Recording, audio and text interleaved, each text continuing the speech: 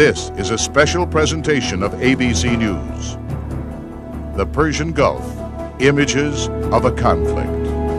It is early August 1990. One Arab nation invades and conquers another. It is the prelude to war. The situation inside Kuwait is serious. They have occupied all the important facilities in Kuwait. And then there was sporadic street fighting. This is the British Embassy in Kuwait. It is very dangerous to venture outside They are your commanding house the now. whole country Free Provisional Government of with their Kuwait fingers. has requested our government to assist it to establish security and order. On the Persian Gulf, this is what Kuwait City looks like from a satellite. The Iraqis came from the northeast on the night of August the 2nd. There was little resistance. The Iraqis swept through town and out onto the coast road. They turned their tanks south, 80 miles of open country along the Gulf to the border with Saudi Arabia. Kuwait City, the morning of the invasion, seen through the eyes of an amateur camera person. The Kuwaitis had never believed it possible, even when Iraq massed 100,000 men on the frontier. But the Iraqis were making no mistake about it. They came by land and by sea and by air. Let's review for a moment some of the reasons why, from Saddam Hussein's point of view, he might have wanted to invade Kuwait. For one thing, modern Iraq never had a decent access to the Persian Gulf.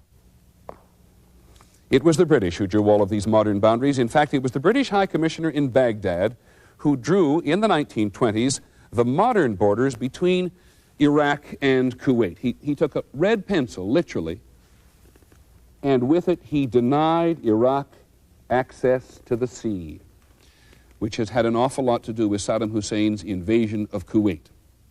There's a waterway called the Shatt al-Arab here between Iran and Iraq, over which they fought for much of the last 8 years. But now that the war is over, the waterway is either silted up or full of wrecked ships. Now, the war between Iraq and Iran cost Saddam Hussein a fortune. At the beginning of the war, he had $30 billion in cash. At the end of the war, he was $100 billion in debt. So by invading Kuwait, he hoped to get his hands on Kuwaiti assets, not least of which was all the oil. What kind of a man is this who would crush a neighbor like he would an insect?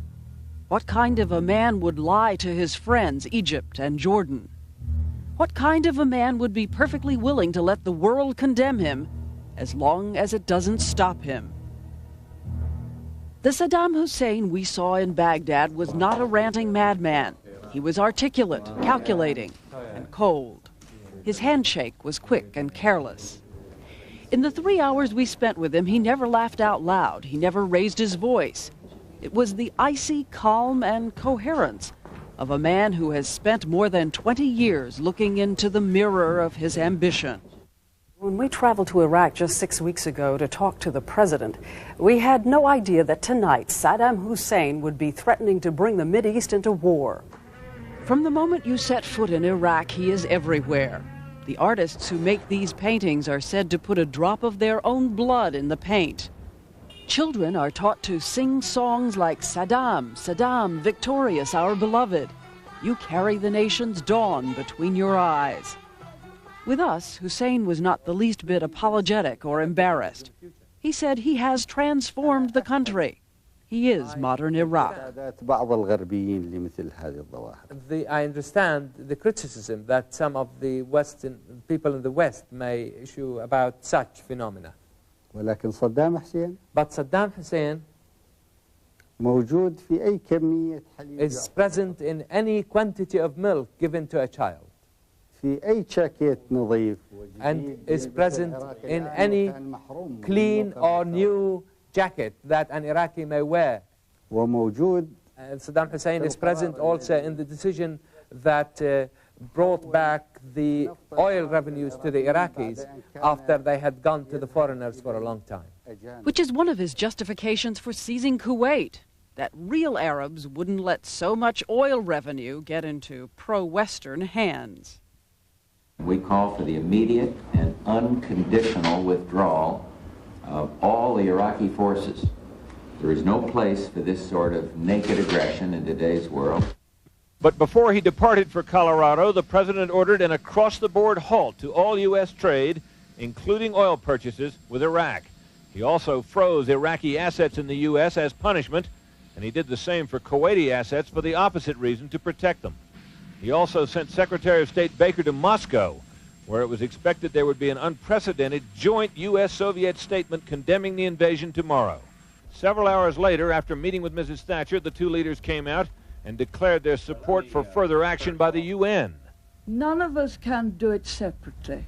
We need a collective and effective will of the nations belonging to the United Nations. At the UN, U.S. Ambassador Thomas Pickering urged passage of a stiff set of sanctions. Iraq must learn that its disregard for international law will have crippling political and economic costs. Kuwait's ambassador, not surprisingly, supported the action, calling the Security Council the conscience of the world. Iraq accused the U.S. of treating the UN as its own foreign ministry. The vote was 13-0 for the resolution, with Cuba and Yemen abstaining. The measure outlaws virtually all trade and aid to Iraq by the UN's 159 member nations. Only medical supplies are exempt. If such an embargo held, it would starve Iraq's economy dependent on oil exports. Good evening. The President of the United States is determined. The Iraqi President Saddam Hussein is defiant. The United States says that Iraqi forces on the frontier of Saudi Arabia are in a menacing posture. And so President Bush has decided that U.S. forces will go to Saudi Arabia. The Saudis are clearly worried, nervous enough to let the U.S. military onto Saudi territory, and by doing so, they risk inciting Iraq and losing support from other Arab states. In one of the most unpredictable parts of the world, the political and military implications of all this are dangerous.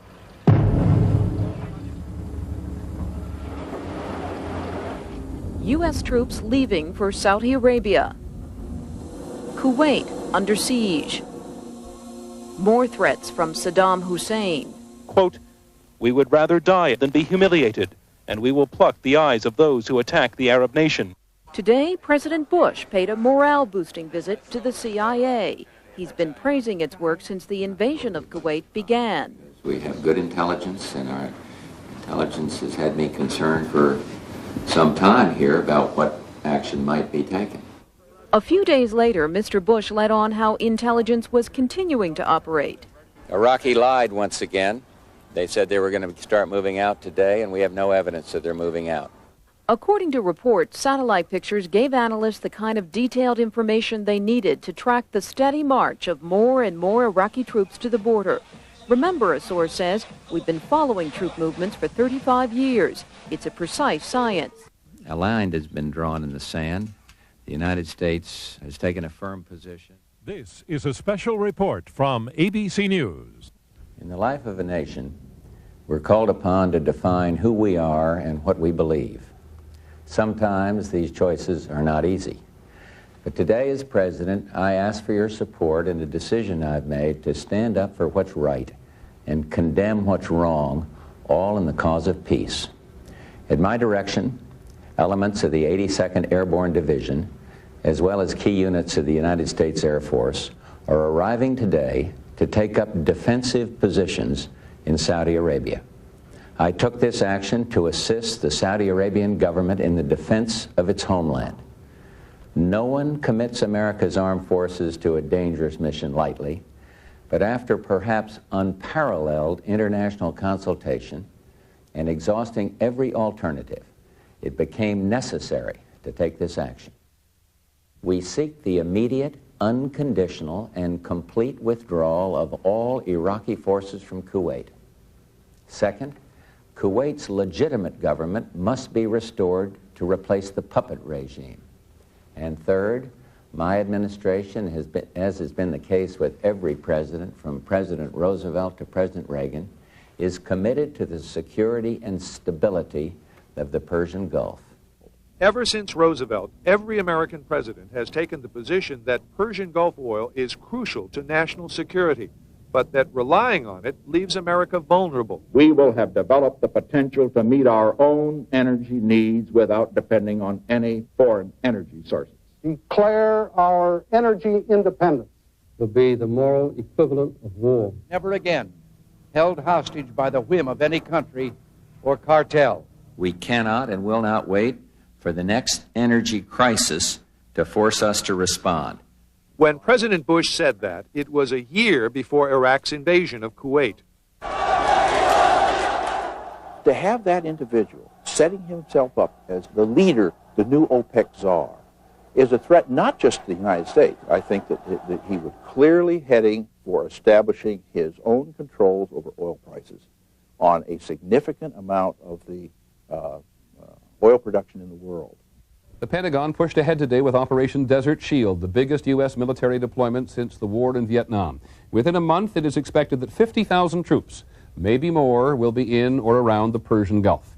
The Pentagon says a brigade of around 2,300 troops will accompany tanks, armored personnel carriers, and field artillery to Saudi Arabia.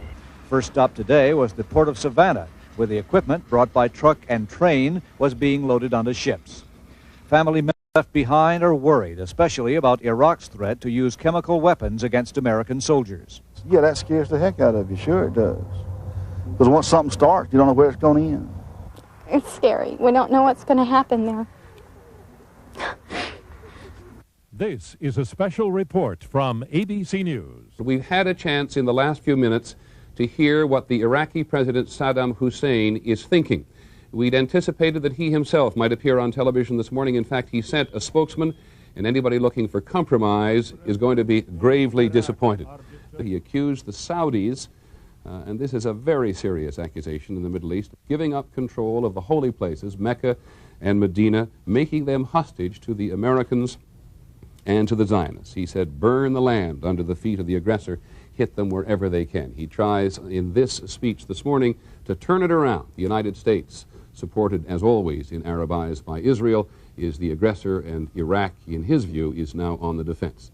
The crisis in the Persian Gulf intensified today as Egyptian and Moroccan troops began arriving in Saudi Arabia to join U.S. forces already there. The exact number of Egyptian troops was not announced.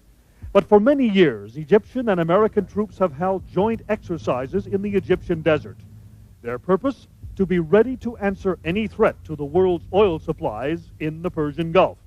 Mubarak reflected his profound and pessimistic feelings when he was asked if a peaceful solution to the crisis would be found. His response in Arabic, I am always optimistic, but frankly, I tell you, there is no hope. I wish there was. Mubarak also met today with Syrian President Assad. Though he has been an implacable opponent of Washington, Assad has decided that his old enemy, Iraq, is a greater and more immediate threat. The Egyptians say Syria, too, will send troops to the Gulf. Saddam Hussein succeeded this week in proving that the world is far different now that the Cold War is over, and that Arab unity is little more than a myth. In Cairo, at the Arab Summit meeting, anyone who thought some face-saving way would be found for Iraq to withdraw from Kuwait needed only listen to Iraq's foreign minister. We are not going to negotiate anything here under the American intimidation. But it was American diplomacy that worked. The heart of the Arab League lined up against Saddam Hussein in a bitter session where Iraqis reportedly threw plates of food at Kuwaitis. Then a majority of the 21-member Arab League voted to send troops to help defend Saudi Arabia. And the League passed a tough resolution which not only condemned the invasion, but endorsed the United Nations economic sanctions against Arab brother Iraq. The Iraqi leader wants to destabilize the regimes which are now confronting him by pitting poor Arabs against the regimes wealthy from oil. Demonstrators in some countries, like Jordan, were inspired by Saddam Hussein's rhetoric, and that helped raise the specter of terrorism. But in Washington, the focus was on the diplomatic success.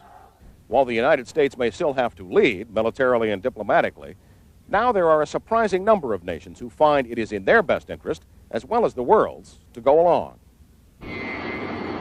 While voices were raised in caution, none, save Saddam Hussein's, condemned the U.S. decision to send troops and to send ships that could enforce the embargo. British Prime Minister Margaret Thatcher encouraged President Bush and sent air units. In Paris, President Mitterrand, who refused to let U.S. planes fly over France on their way to Libya in 1986, dispatched naval forces. Other NATO countries, which often refuse to do America's bidding on terrorism, pledged this time to help. We are demonstrating, I think, that in a new era, we can work together in dealing with threats from new sources and from new directions. Even Japan joined the embargo, Prime Minister Kaifu abandoning the oil-first diplomacy practiced by his government and its predecessors. Even with the administration's diplomatic success, it is still a risky venture. Though a few Americans made it out of Iraq to Jordan this weekend, the biggest risk of all may be faced by the more than 3,000 still trapped in Iraq and Kuwait. The administration refuses to use the word hostage, but it does acknowledge that by any name, they pose the greatest policy dilemma for the administration. And with more than 100,000 Iraqi troops massed in Kuwait and along its border with Saudi Arabia, military experts say it would be folly for the United States to become involved in a land war with Iraq. From ABC, this is World News Tonight with Peter Jennings.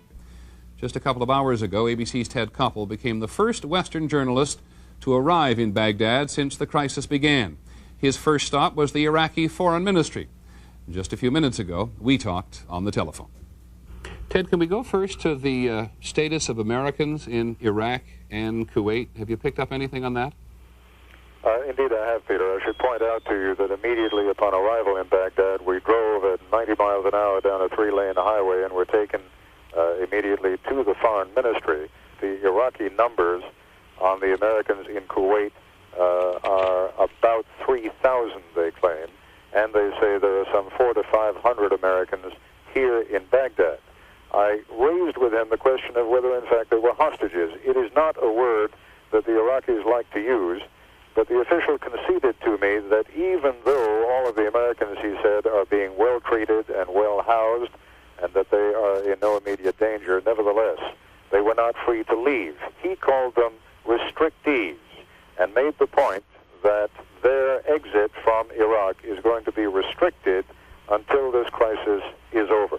President Bush said in a news conference a while ago that King Hussein of Jordan was on his way here to see him, and the speculation is here that he is carrying a message from Saddam Hussein in Baghdad. Do you know if Saddam Hussein is trying to send President Bush a message? The headline of that message would be that King Hussein is carrying word from Saddam Hussein that it is still not too late to talk. I must tell you, it is my very strong impression that the Iraqis are genuinely afraid that the United States has moved into Saudi Arabia for the express purpose of invading Iraq. President Bush said he sees no hope of a diplomatic breakthrough in the Gulf until Iraq has time to feel the bite of economic sanctions. I don't see it right now, but as the sanctions begin to take effect, it's going to take a while, I would hope there would be. Despite complaints by such allies as France and Canada that the U.S. cannot act alone, the president said the U.S. Navy will continue to interdict all shipments in and out of Iraq. I think we're acting legally. Merchant vessel Hayden, this is U.S. Navy warship. I understand your flag is Iraqi and your destination is Singapore, is that correct? Yes, sir. Hello. The international boycott was being observed in parts of the Gulf. This Iraqi cargo ship, the Al Abid, along with the sister ship, were denied permission to enter an Arab port in the lower Gulf. Our jobs, our way of life, our own freedom, and the freedom of friendly countries around the world would all suffer if control of the world's great oil reserves fell into the hands of that one man, Saddam Hussein. It is Saddam Hussein who lied to his Arab neighbors. It is Saddam who invaded an Arab state, and it is he who now threatens the Arab nation. And we, by contrast, seek to assist our Arab friends in their hour of need. And Saddam has claimed that this is a holy war of Arab against infidel.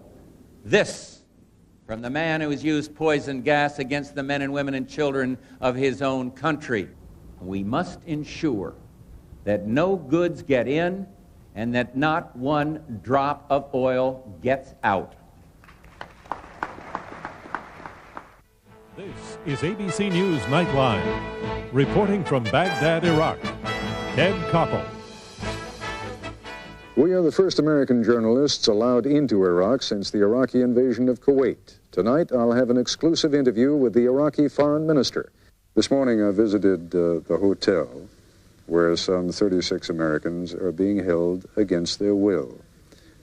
I frankly don't understand, and indeed all the other Americans who are here are also being kept in the country against their will. Some of them would voluntarily stay. I don't quite understand, Mr. Foreign Minister, on what basis. Let's start with the 36 Americans who are at the hotel. On what basis they are being restricted to that hotel? I said that this measure is a temporary precautionary measure. I cannot elaborate on that at the moment. We might say more in the near future about it, but I pledge that they will be safe and no harm will affect them. There is, for example, one family. I talked to the father this morning. He has a 6-month-old baby boy who has a hernia condition. He has a 6-year-old daughter. And, of course, his wife is with him. I must tell you, I doubt that there are very many people in the United States who can understand. Is there any reason that you can cite why they should be held against the will? I hear the story for the first time. Now we are on the TV. Even if you didn't raise it, if the American officials and the embassy raised it with our ministry, we would have looked at the matter with positive response. I would immediately take care of that and see what can we do. Are you telling me that those children will be released? Well, it is not in the power of the foreign minister to decide on their release. That's what I was asking you. Yeah, but I am a member of the government and I can ask my colleagues who are in charge of this matter to handle it, because I know the intentions of my government. You see, we don't have any hostile intentions against those people. We don't want them to be harmed by any reason. You've said you can ask them. Forgive me for pressing you. Will you ask them? I will, of course. Thank you, sir. This is a special report from ABC News. At the State Department, ABC's David Ensor. David, the American ambassador in Kuwait was called at about 10 o'clock in the morning there. What was he told? He was told, Peter, by the Iraqi general in charge of the occupation forces that for their own safety, Americans should all move to the Kuwait International Hotel, which is right opposite the U.S. Embassy in downtown Kuwait City. The general suggested, no specific threat, but suggested, officials say, that if the Americans don't go there voluntarily, the Iraqi troops may move them there with force. A lot of concern, too, and a lot of attention devoted to the 36 Americans in the Iraqi capital, Baghdad, who've been staying at a very fancy El Rashid hotel in Baghdad, who were being called by the Iraqis the restrictees, called by us in many cases the detainees. ABC's Forrest Sawyer is in Baghdad just a couple of minutes ago. I asked him what he knew of those American restrictees today. Basically, Peter, I can tell you this is the worst day that they have had since they have been incarcerated at the hotel. For the first time, Iraq has barred the U.S. consul from going by for his daily talk with them, so contact with the outside world is now effectively cut off. The other news, of course, today from Baghdad is the speech made in the name of President Saddam Hussein in response to the very tough speech that President Bush made at the Pentagon yesterday, in which he was very rough on Saddam Hussein, characterized by almost every analyst we've talked to today as about as rough as he could get on the Iraqi leader. And Saddam Hussein today, who accused President Bush of being a liar and of not telling the American people why the United States had gone into the Persian Gulf, also said, "We pray that the two sides will not clash, because if they do, thousands of Americans whom you have pushed into this dark tunnel will go home shrouded in sad coffins." It is that tension and that rhetoric and that danger which has been on the mind of King Hussein of Jordan. And he came here, you know, basically at his own invitation to see President Bush, very concerned that the United States didn't understand, in his words, President Hussein of Iraq, and almost desperately concerned of the position of his own country. Good evening, I'm Ted Koppel reporting live from Amman, Jordan. This is a day which began in the Iraqi capital of Baghdad. A day on which we brought out the first videotape since the current crisis began of life, political activity, and the ever-present image of Saddam Hussein. The mood toward Americans in the Iraqi capital shifted today. For the first time since this crisis began, there were demonstrations in front of the U.S. Embassy. Approximately 100 Palestinian women carrying posters of Saddam Hussein and PLO chairman Yasser Arafat milled about in the street, while the Iraqi security detail assigned to protect the embassy watched the demonstration. The only violence was rhetorical.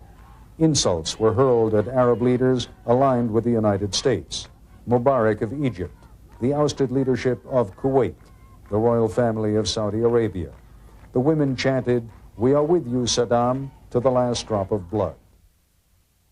A senior Iraqi official said tonight that Iraq will hold all foreigners from, quote, aggressive nations until the threat of war against their country ends. That presumably includes the 3,000 Americans held in Iraq and Kuwait. The Iraqi news agency said tonight the detained Westerners will be housed at key civil and military installations, in other words, perhaps used as human shields in case of attack. One of these Americans is Michael Nickman from Nebraska, who expressed his fears in a recent secret interview with Nightline correspondent Forrest Sawyer in Baghdad. What are you worried about? Well, I guess just for our safety of getting out of here, I would like to leave, I guess. As long as there's anything possible to happen here, I would rather be out of here. The Bosner family were among the Americans held prisoner at the El Rashid Hotel in Baghdad. Their plight is all the more serious because their 6-month-old son, David, has a hernia condition. Yesterday, when I heard about them being detained, all Americans being detained, it was almost like this profound grief just overwhelmed me. I felt that I had really lost some ground, or we had lost ground, because we had so many people working for the family to get these people released. There are about 10,000 Westerners, including Germans, French, and British citizens. Of that, some 3,000 are Americans. Tonight's announcement from Baghdad could have profound impact on American Michael Nickman and others held by the Iraqis. What's the worst thing about it? Just the waiting and not knowing what's going to happen. That's probably the worst of it. We all watched with interest your interview earlier this week with Iraq's foreign minister, in which he said that the Americans in Iraq were only going to be there temporarily. How can we believe them? What do you think this latest development means?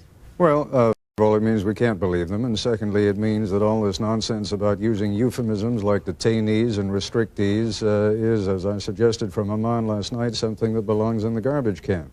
These people are hostages, they're being treated like hostages, and they're going to be used like hostages. Mr. Ambassador, please let me ask my question. We have reports tonight that the Americans are indeed being put in various parts of the country, in strategic places, on bases, that they're no longer in one place. Can you confirm that they have indeed been taken to different places in Kuwait and Iraq? There are so many rumors, and people here, as soon as one jump with one news item, everybody jumps and began to circulate it and print it and talk about it without having the real facts. But 2 days ago, these people were in hotels and the residents were in their homes. Where are they now? Barbara, why don't you talk about more serious things? This is very serious. No, they're very serious. We'd like to know where these Westerners are. Why can't you just confirm or deny what your own news agency has just reported? Look, on my way I heard it. You don't expect me now, I go to go and find out at this hour late at night. Aren't you in contact at all with your government? Well, I wasn't in contact in the evening. This happened many hours ago. This happened in early afternoon our time. Well, I have other business. Sorry, I told you, I don't have to give you excuse why I didn't check with my government, do I? So you have at this point, sir, you have no information on the Westerners in your country or in Kuwait? No. Mr. Ambassador, just let the record show two things. First of all, you're giving us assurance about the safety of people whose whereabouts you know nothing about, as you've just conceded to us.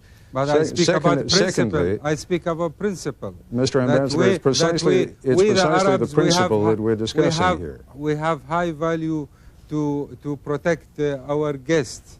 We have high value to protect our guests. This is a high Arab value. Yes, well, since you were accusing me of engaging in polemics a moment ago, let me just for the sake of the record point out that what precipitated this crisis was not Americans going to Saudi Arabia, but the Iraqi government invading Kuwait, which preceded that event. Yeah, well, who authorized you to go there and build an offensive force? There is a Security Council resolution. He will take care of that. It is an Arab problem. It should be solved by the Arab. Perhaps it was authorized, Mr. Ambassador, by the same people who invited you into Kuwait. Is there anything that is negotiable? Either we should implement all Security Council resolution even-handedly without having double standard. And that's, we are ready. This was an opening. We are ready to talk about it. You're bringing in... Well, are they people? Are they people yes, under occupation? Are they people being victim of atrocities, Israeli atrocities? Why? Sir, this has been something that's been going on. Yes, this has been something that has been going on for many years, that everybody is trying to negotiate. Just a moment, please, please let me finish. You don't say anything we do unless you solve all the problems of the Middle East, we're going to stay in Kuwait. Right now there is one major problem, and that's that you're in Kuwait. You're asking them to solve the major problems of the Middle East just like that, otherwise you won't get out. Now, you know that that's not possible. Realistically, as a diplomat, as an intelligent man, you know that it isn't possible to do it like that. Why it's not possible? Because either you recognize the authority of the United Nations Security Council or not. Are we also going to link it to a solution of problems in Liberia and in Cambodia and everywhere else in the world where there are problems? It seems to me that if I might just finish, I understand, because that happens to suit your particular purpose, and I understand why your president made that proposal. But the fact of the matter is that most of the world right now is focused on the aggression of Iraq against Kuwait. As ABC's Sam Donaldson reports, tensions and troop strength is escalating on both sides of the Saudi border. Secretary Cheney arrived in northern Saudi Arabia today, the exact spot cannot be disclosed, in order to check on the progress of the U.S. buildup, which on the way over he suggested was already large enough to make Saddam Hussein think twice about crossing the Saudi border. As of today, I think we've got a lot of force in the theater, in the region, and I think if he were unwise enough to attack, he would pay a very heavy price. Since Wednesday, a Marine Rapid Deployment Force has been coming ashore on the Saudi-Persian Gulf Coast. The heavy equipment, long ago positioned aboard transport ships, and the fighting personnel of the 7th Marine Brigade, flown in from Camp Pendleton, some 16,000 strong, join here to deploy on a defensive mission. But the Navy Admiral in charge of delivering this force made plain that these Marines have everything it takes to go on the offense, if President Bush should give that order.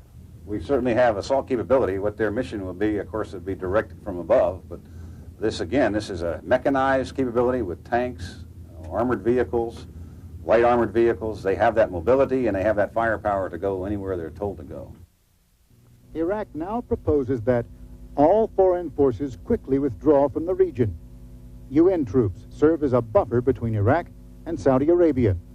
The U.S. end the naval blockade of Iraqi ships, and the foreigners in Iraq and Kuwait are then free to leave. We've been reluctant to use the term hostage, but when Saddam Hussein specifically offers to trade the freedom of those citizens of many nations he holds against their will in return for concessions, there can be little doubt that whatever these innocent people are called, they are in fact hostages.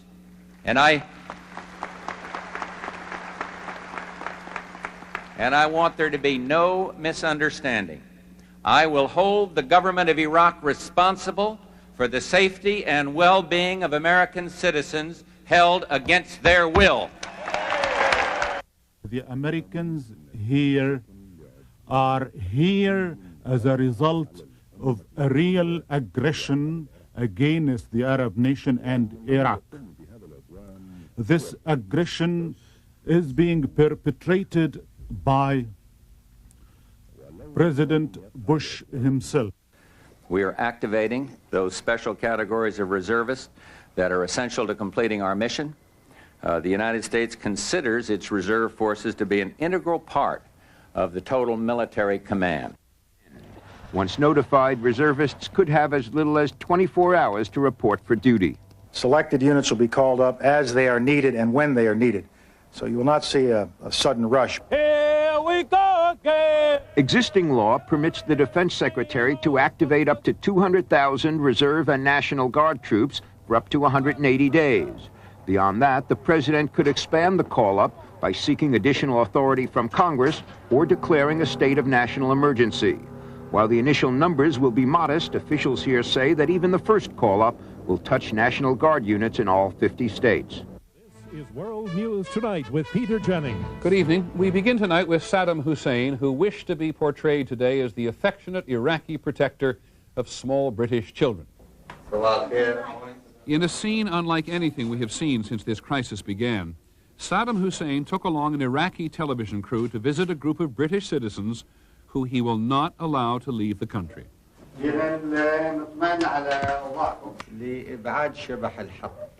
Your presence here and in other places is meant to prevent the scourge of war. But we, for our part, we shall try to treat you in the same way as we treat Iraqis, the people of Iraq. Because you are not hostages here. It was, to say the least, bizarre. The Iraqi leader told them it would be an experience for their diaries.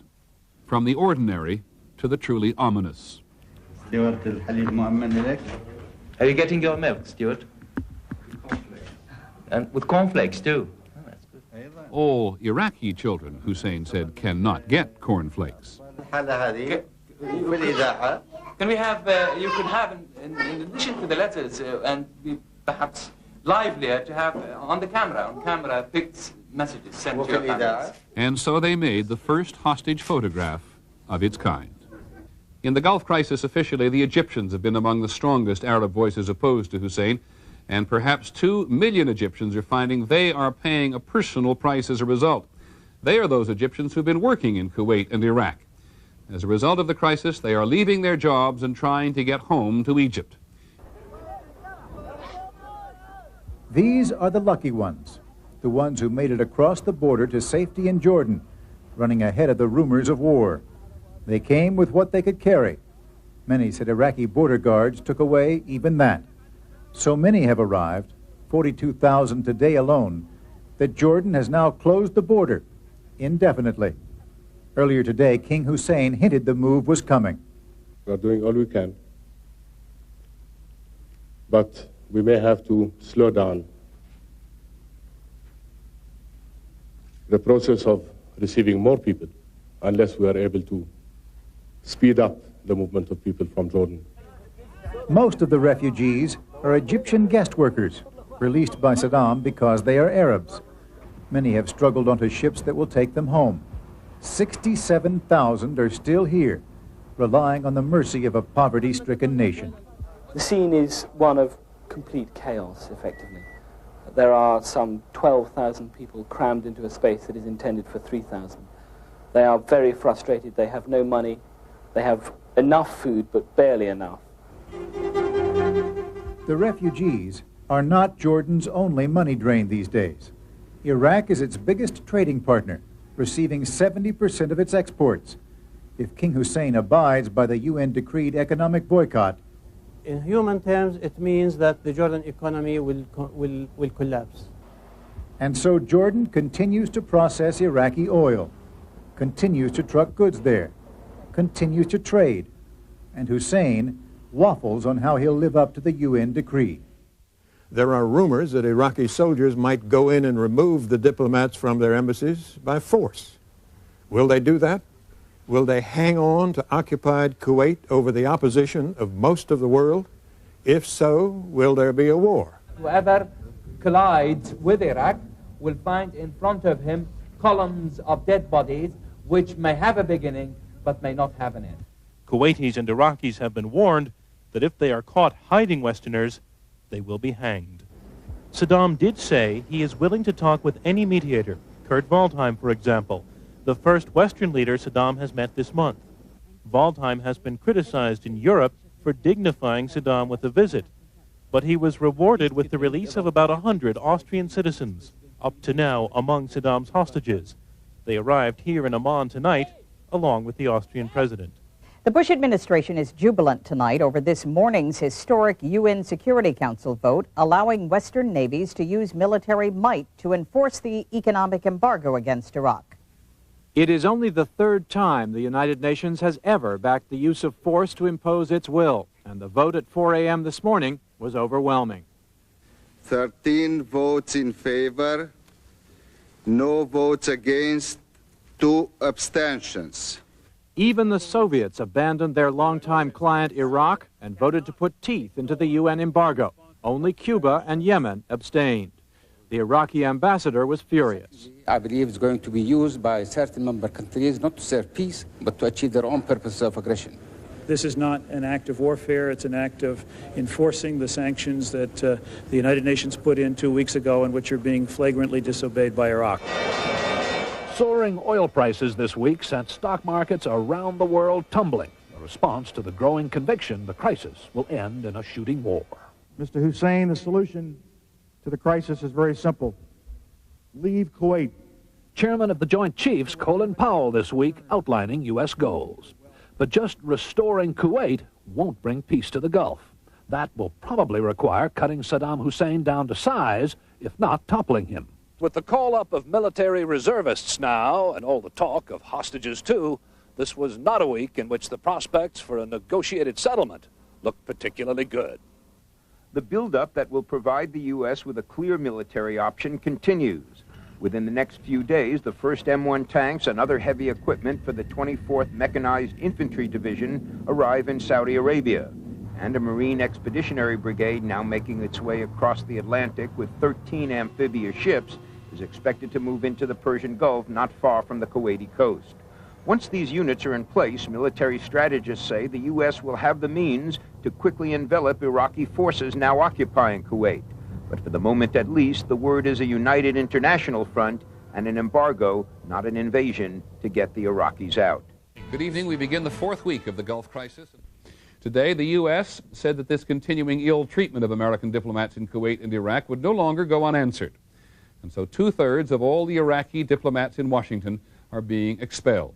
The number of authorized Iraqi personnel at Iraq's embassy in Washington will be reduced from the current 55 to 19. They have 72 hours to get out of the country.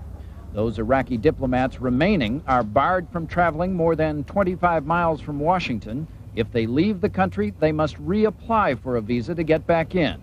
We consider this decision is uncalled for, unfair, and unjust. 7 more American civilians have been rounded up in Kuwait. 2 were caught when they made the mistake of answering a knock on the door of their apartment. It was Iraqi soldiers. That brings to 63 the number of American civilians now in custody in both Kuwait and Iraq. Some official Americans did manage to get out of Iraq today. Early this morning, 52 diplomatic dependents, including 10 children under the age of 3, were finally allowed to pass through a border crossing into Turkey. 3 people were pulled out of that group and not allowed to leave. They are the college-age sons of diplomats who were visiting their parents before returning to school. There was another strange twist today. The Iraqis responded to the expulsion of some of their diplomats in Washington by threatening to throw out some American diplomats in Baghdad and Kuwait. For days, Iraq has prevented American diplomats from leaving, so this is one threat U.S. officials hope Iraq will carry out. The M1 tanks arrived in Saudi Arabia by ship today after 2 weeks at sea, along with Bradley troop carriers and heavy artillery. Pentagon sources say that 300 to 500 M1s will be sent to the area in the next few weeks. I feel really sorry for them Iraqis if it comes down to it, because we got them outgunned 40 miles an hour across country. They don't stand a chance. Experts agree the M1 can defeat the best Soviet-made Iraqi tanks. Its laser-guided weapons are far more accurate. Its 120mm cannon can pierce Iraqi armor, and it can fight well at night. The heavy armor, combined with other forces now heading to the region, also gives the U.S. the capability to retake Kuwait by force. President Bush made it plain today he will not be deterred from taking military action, if it comes to that, by the presence of American hostages in Iraq. I feel very concerned about Americans that are held against their will, but we cannot permit hostage-taking to shape the foreign policy of this country, and I won't permit it to do that. It was probably intended to be good public relations, the first chance for the American press to talk to the women and children graced by Saddam Hussein's offer to let them be released. Instead, images of confused, trapped people, frightened children, a media free-for-all. I've been frightened. I thought one day we're going to die, the next, you know, I mean, it's a situation we've never come across before, and I mean, every moment we're here, it's frightening. They are hostages now, watched by the world, while Saddam's promise of freedom dangles tantalizingly in front of them. This crisis has been a long time building. It has been a month of trauma for the hundreds of foreign hostages in Iraq and Kuwait and their families back home. General Norman Schwarzkopf. Anything you all want to know? If I don't know the answer, I'll just make it up. Today was his first chance to see, and more importantly, to be seen, to rally the troops against Saddam Hussein. Let's face it, if he dares come across that border and come down here, I'm completely confident that we're going to kick his butt when he gets here. Ironically, just before Iraq invaded Kuwait, Schwarzkopf staged a training exercise based on a hypothetical crisis in the Middle East. Today, he told officers he knows exactly what to do, and they told him exactly what he wanted to hear. We've been trying to get everybody bedded down to make sure everybody's got what they need to go to war. Schwarzkopf has been there before, in Grenada and in Vietnam, where he won 2 Purple Hearts. He remembers the humiliation of that war and tells his troops this time it's different. American troops are the best people in the whole world, and they deserve all the support they can get, and they got it this time. ABC's Morton Dean traveled with the Reverend Jackson to Kuwait City yesterday and became the first Western television journalist to return to that occupied area. Today, he was able to file this report on Jackson's mission, giving a taste of the gloom that now pervades Kuwait's capital. Kuwait City, what we were permitted to see of it, was quiet, spooky, few people, few cars. An abandoned city with roadblocks. We are on the rooftop of a hotel overlooking the American embassy. That's the American compound right there. The American flag is still flying. A short distance away is a burned-out Kuwaiti tank. Here and there we can see Iraqi positions where cars are being stopped, roadblocks. The streets are virtually empty. We see a few cars, but only a few. In the hotel, an American is hiding out in room 306. She gets a message to Jackson, but the Iraqis say she can't leave. Jackson says he won't go without her. There's a standoff.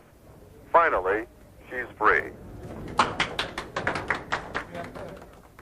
Then we walk from the hotel, destination, the U.S. Embassy. Nobody has been allowed in or out of the embassy in weeks. I have the names. Yes. You've got them ready? Yes. And the passports?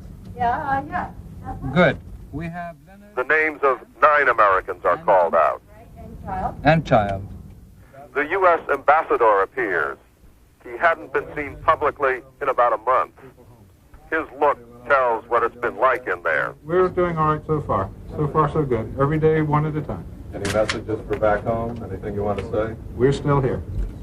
The hostages leave the compound. It's emotional dynamite. They are happy, sad, relieved, scared. Is this all a big trick, one would ask? So much is being left behind. Bye now. Bye-bye, sweetheart. Hope to see you. Thank you. You will, Sam. Thank you. Their hearts are certainly heavier than their luggage. We've got a long ways to go. We arrive back at the airport, where 17 more Americans join us. Some are pregnant. One woman had been hospitalized, a broken hip, a car accident. The group swells to 26. There are so many stories to tell, especially about conditions at the embassy. What about water? How did you have drinking water? We did for a while, and then we started using what we could out of the swimming pool, but water is basically out. We tore down some furniture to cook the food, took a playground set apart to burn, to cook the food. It's the only way we had. And finally, the flight to freedom is underway. There we go. The Iraqi ship Zenubia, with its cargo of Sri Lankan tea, was in the Gulf of Oman when it was challenged by the U.S. destroyer Goldsboro. After ignoring orders to change course, The Iraqi ship was boarded by Navy and Coast Guard personnel who diverted it in the direction of Oman. The team boarded the Zenubia without meeting resistance and will stay aboard the ship until it reaches its new destination. The Secretary of State, James Baker, who has been out of the public eye for much of the last month, paid his first post-vacation visit to Capitol Hill today, and he made it clear that America's future in the Persian Gulf is still very uncertain. Secretary Baker came to this overwhelmingly supportive House committee and answered question after question about just how deep the U.S. has gotten itself into the Persian Gulf while Congress was off on vacation. Baker said to stop Saddam Hussein will require continued American leadership. But leadership sometimes does cost. It's going to run us probably around $6 billion for the balance of 1990. Baker admitted that America's military umbrella now covers not only Saudi Arabia, but also all the small Gulf states that are threatened by Iraq. Could this go on for months or years? Where does this end? Now, I can't tell you how long we might be there. It will depend on a whole host of factors. Baker hinted that even if the Iraqi crisis were settled, American forces are likely to play a critical role in the Persian Gulf for the indefinite future. He raised the American role in defending Europe as an example. American troops have been stationed there for more than 40 years. The White House had more praise for the Egyptian President, Hosni Mubarak, citing his leadership in the current crisis. The White House announced the U.S. will help him out financially. It will forgive $7 billion in debt that Egypt owes the U.S. for past purchases of military equipment if Congress goes along. In this current crisis, the Bush administration is more than satisfied with Egypt's participation, but over the long haul, this loyalty to the American interest may well have an additional price. There are going to be a lot of bills presented by the regimes that have cooperated with us for very tangible, concrete, and perhaps costly things that they want. Many Arabs will want the United States to put more pressure on Israel to allow independence for Palestinians. In Saudi Arabia today, the Secretary of State, James Baker, told American troops that unprovoked aggression cannot be allowed to pay. Earlier, Mr. Baker won pledges of financial support, at least $5 billion each from the leaders of Saudi Arabia and from the Kuwait government in exile. As of today, including those Arab nations which have sent troops, 26 nations are represented in the military task force. The largest European contingent is French, 9,000 troops and 9 warships. But politically, the French are concerned about the future. President Mitterrand said today that France would not automatically support an American attack against Iraq. Mr. Speaker, the most committed ally so far is Great Britain, 2,000 troops, 3 Air Force squadrons, and 4 warships. The British Prime Minister, Margaret Thatcher, said today she will send more.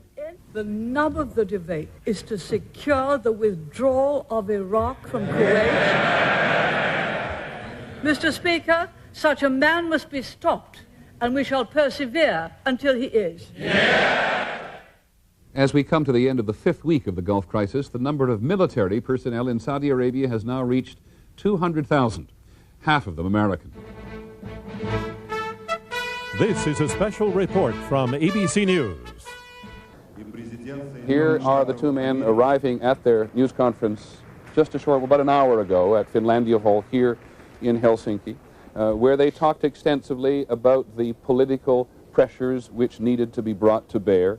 Gorbachev saying that he hoped Saddam Hussein would be realistic. Mr. Bush saying they had not discussed a Soviet military role at the moment in the Persian Gulf, that he, Mr. Bush, thought the security of Saudi Arabia was pretty much up to speed. With your permission, Mr. President, I hope that we can achieve a peaceful solution. And the way to do that is to have Iraq comply with the United Nations resolutions. And I think the part of our joint statement, 2 short lines, said it most clearly.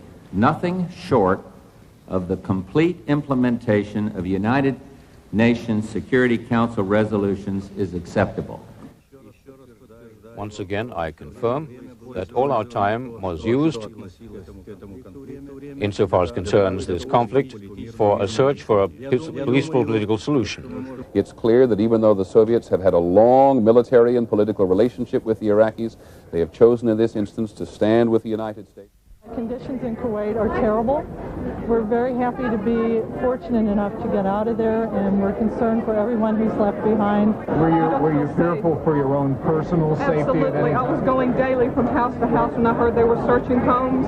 My husband put me in a car, and we went from home to hide out. It was just terrifying. The men are very frightened. We picked up yesterday 150 men of various Western nationalities.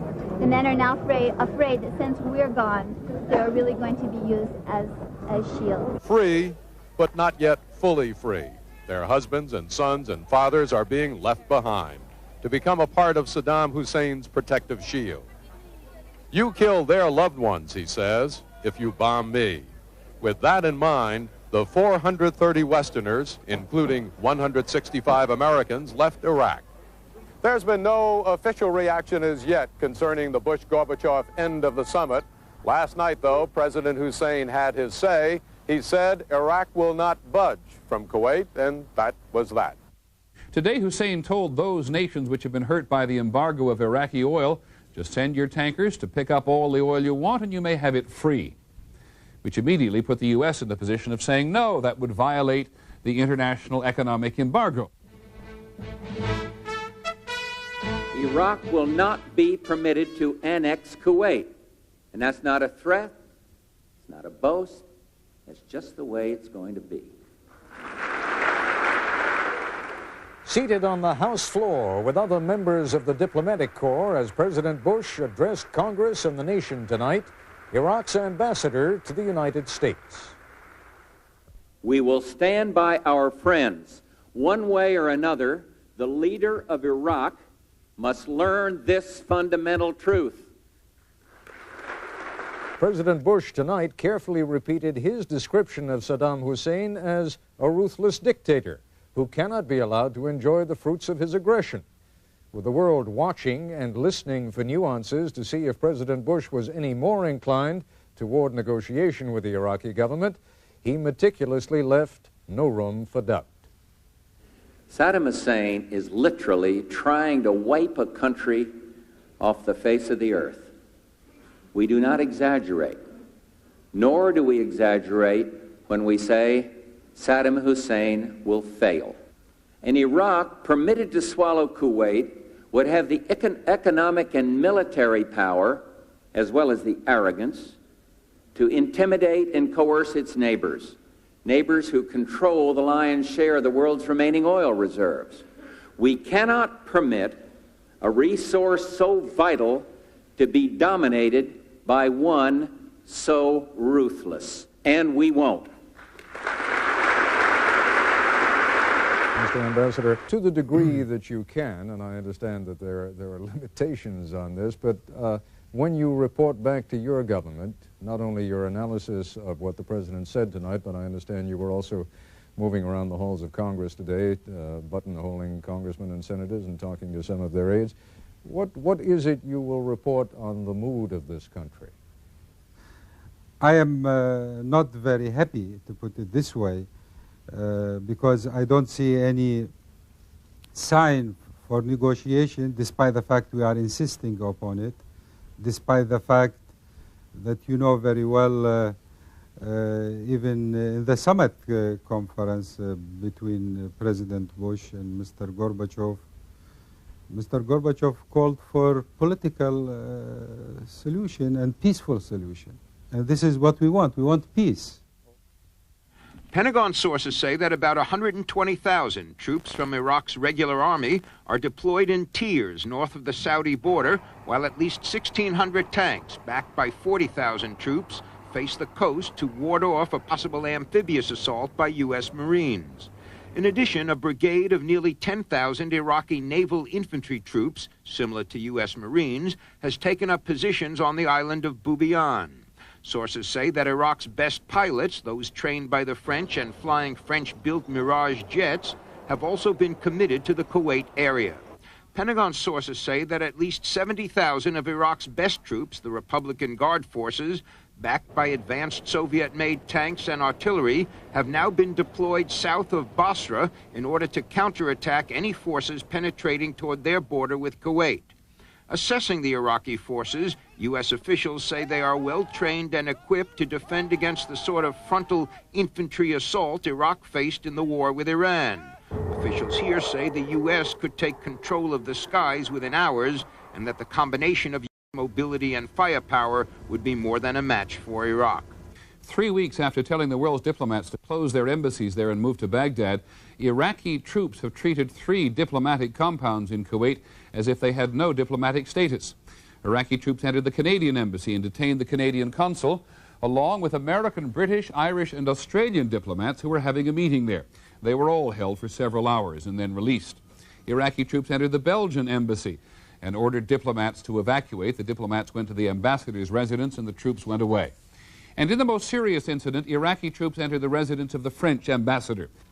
As he left for Camp David this afternoon, the president paused to denounce Iraq's raid on the French diplomatic building in Kuwait City. He said he had telephoned French President Mitterrand in Prague. To consult with him on the outrageous Iraqi break-in of the French embassy residence in Kuwait, and told him that I would do anything I could to support whatever he decides to do. Mr. Bush didn't say what that meant. He did note, though, that the embassy raids came amid increasing support for the international effort against Iraq. He specifically thanked Japan for its promise of $4 billion and Britain for its decision today to send an armored brigade. The president also confirmed the naval incident today in which the U.S. frigate Bruton, joined by the Australian frigate Darwin, first fired warning shots, then boarded an Iraqi tanker which had refused orders to stop in the Gulf of Oman. The vessel was empty and was eventually allowed to proceed. Mr. Bush was asked if all this and his tough talk about Iraq's moves against Western embassies meant the U.S. is ready for an escalation. Well, when an escalation is required from me, Saddam Hussein will know it. The news since the Sunday morning papers. In New York, in the early hours of this morning, the United Nations Security Council voted unanimously to condemn Iraq's forced entry into the French and other diplomatic missions in Kuwait. Next, the Council will discuss other further sanctions against Iraq, possibly including an air blockade. For reasons unknown, Iraq suddenly opened the border between Kuwait and Saudi Arabia, and thousands of Kuwaitis poured out and into Saudi Arabia this morning. It is a sign of her desperation that this woman, sick as she is, today risked a 5-hour drive through the desert to flee her home. Others who also fled told why. Iraqi soldiers kill many Kuwaiti people. I would say the situation is getting worse, and they are, as they're getting more organized and getting to know the neighborhoods better, they're just taking sterner and sterner measures. It has led to this new exodus. Word spread late yesterday, one Kuwaiti calling another with the news that the southern border with Saudi Arabia was open. They left right after nighttime curfew. What do you have with you now? Everything. Nothing. These new refugees also tell stories about the Iraqi army, evidently occupying their country with no food, no fuel, no water of its own. They take the cement, they take the wood, they take the food, they take the bread. Egypt announced it was sending 15,000 more troops to Saudi Arabia. General Michael J. Dugan, Chief of Staff of the U.S. Air Force, says in an interview in today's Washington Post that the only effective option the United States has in Iraq is air power, a massive bombing campaign centered on Baghdad and targeting President Saddam Hussein. Today, Cheney fired General Dugan, the Air Force Chief of Staff, because he talked too much about what the U.S. military planned to do and where it planned to do it. President Bush addressed the Iraqi people on Iraqi TV. We have no quarrel with the people of Iraq. Iraq airs the president's speech uninterrupted, then broadcasts a scathing 25-minute rebuttal. Who was President Bush trying to talk to? Almost from the day Iraq invaded Kuwait 6 weeks ago, the adversaries have been hurling electromagnetic waves at each other through the ionosphere, words and images designed to create or to rebut different images of reality. And sometimes it seems you can't tell what the players are up to without a scorecard. For instance, when Iraq President Saddam Hussein appeared with terrified women and children, it was widely assumed that this was a clumsy campaign to humanize Hussein, the dictator as Captain Kangaroo. But even now, Iraq is still running interviews with other clearly terrified hostages as part of its guest news. And that suggests another message may be being offered. For the people in Britain and the rest of the world to not forget we're here. We identify with the hostages. In a sense, the hostages are part of us. They are our extensions. And by scaring the hostages, in a sense, Saddam Hussein is trying to scare us. That, in turn, may explain the blunt language used by President Bush last week to declare that he would not be caught in the hostage trap. Of course our hearts go out to the hostages and to their families, but our policy cannot change, and it will not change. America and the world will not be blackmailed by this ruthless policy. By most accounts, Bush's message to Congress and to the American people on his Gulf policy was one of the best crafted and best delivered of his presidency. Yesterday, President Bush had a different message, one aimed toward Iraq, and it contained some very blunt language. Let me say clearly, there is no way Iraq can win. Ultimately, Iraq must withdraw from Kuwait. As an Iraqi spokesman was denouncing the Bush speech, which was broadcast uninterrupted but with no advance notice, thousands of Iraqis poured into the streets as part of the staged demonstration. Did the president make any points in Baghdad? ABC News correspondent John Donvan watched the speech in a Baghdad coffee house. When the speech came on, they stopped everything they were doing and watched with great interest. You could see people shaking their heads in disagreement and tisking and waving their hands at the screen, and afterwards they made it clear that they thought that the president was playing a game with them and trying to drive a wedge between them and their leader.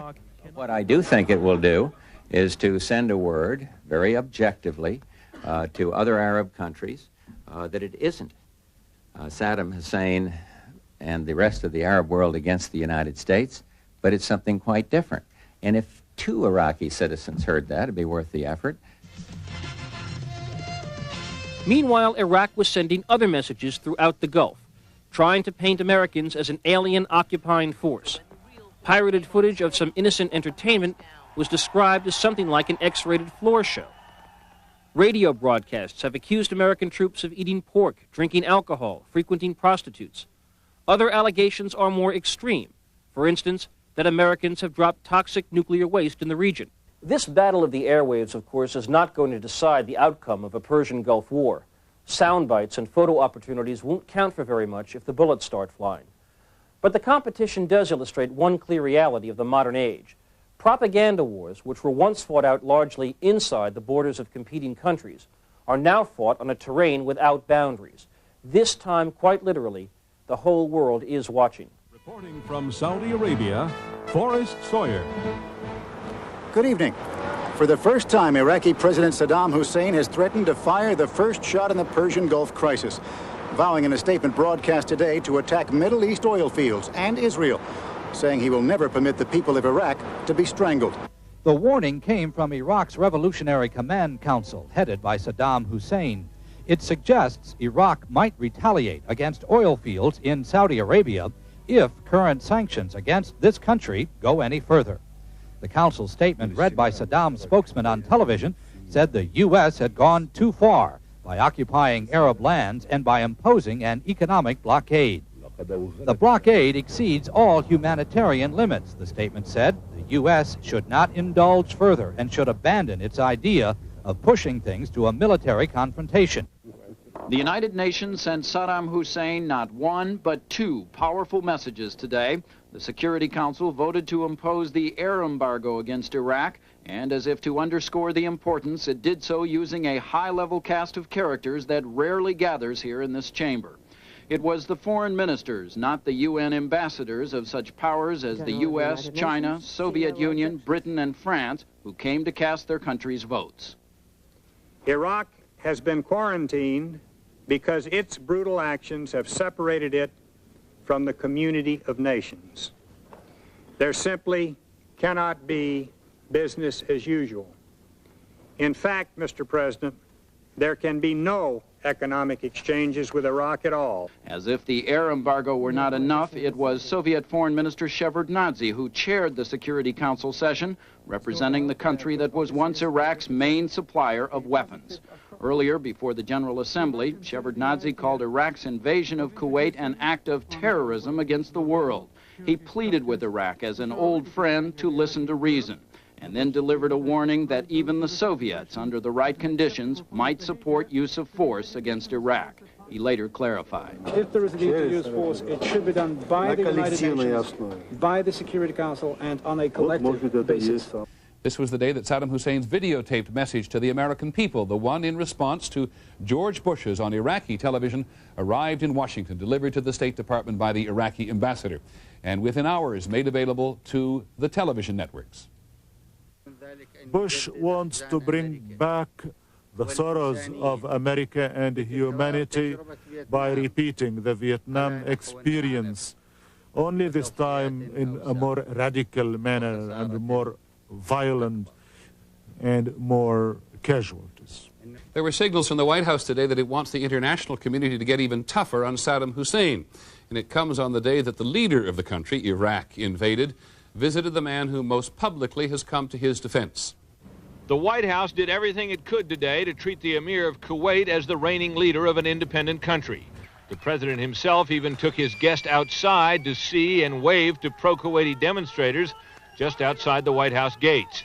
In the Oval Office, the Emir dutifully endorsed the administration's effort to get Iraq out of Kuwait by UN-backed sanctions. Everyone wants to prevent war and reach a peaceful solution, if possible, in accordance with Security Council's resolutions. But what emerged from the exiled ruler's meetings with Mr. Bush were deepening doubts about how much is left of the Emir's country, and an apparently increased willingness to consider force to end the Iraqi occupation. The Emir reportedly gave the president a shocking account of Iraqi atrocities, which Mr. Bush mentioned in his farewell statement later. Iraqi aggression has ransacked and pillaged a once peaceful and secure country. Its population assaulted, incarcerated, intimidated, and even murdered. It was clear afterward that Mr. Bush and his aides think the deteriorating situation in Kuwait has added new urgency to the crisis. National Security Advisor Brent Scowcroft told reporters it is now conceivable the U.S. would ask the United Nations to back military action against Iraq. In Baghdad tonight, celebrations to honor the birth date of the Prophet Muhammad, an important religious occasion and an occasion for more political messages. On government television, President Saddam Hussein is shown meeting with an influential religious leader to discuss the crisis now facing not just Iraq, but the Arab world. An address from the president is read by his now familiar spokesman. He calls for an early dialogue on the Gulf crisis, but once again links it to a comprehensive peace settlement in the Middle East, which means, of course, the U.S. out of Saudi Arabia and Israel out of the occupied West Bank. So as the crisis in the Gulf ends its second month, Saddam Hussein is still playing for time, trying to weaken the solidarity of his enemies, trying to convince a hostile world that Iraqis are determined to hold on for years if necessary. This is an ABC News special report.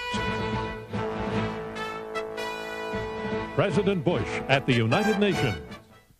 The United Nations Security Council's resolute response to Iraq's unprovoked aggression has been without precedent. Since the invasion on August 2nd, the Council has passed 8 major resolutions setting the terms for a solution to the crisis. The Iraqi regime has yet to face the facts. But as I said last month, the annexation of Kuwait will not be permitted to stand.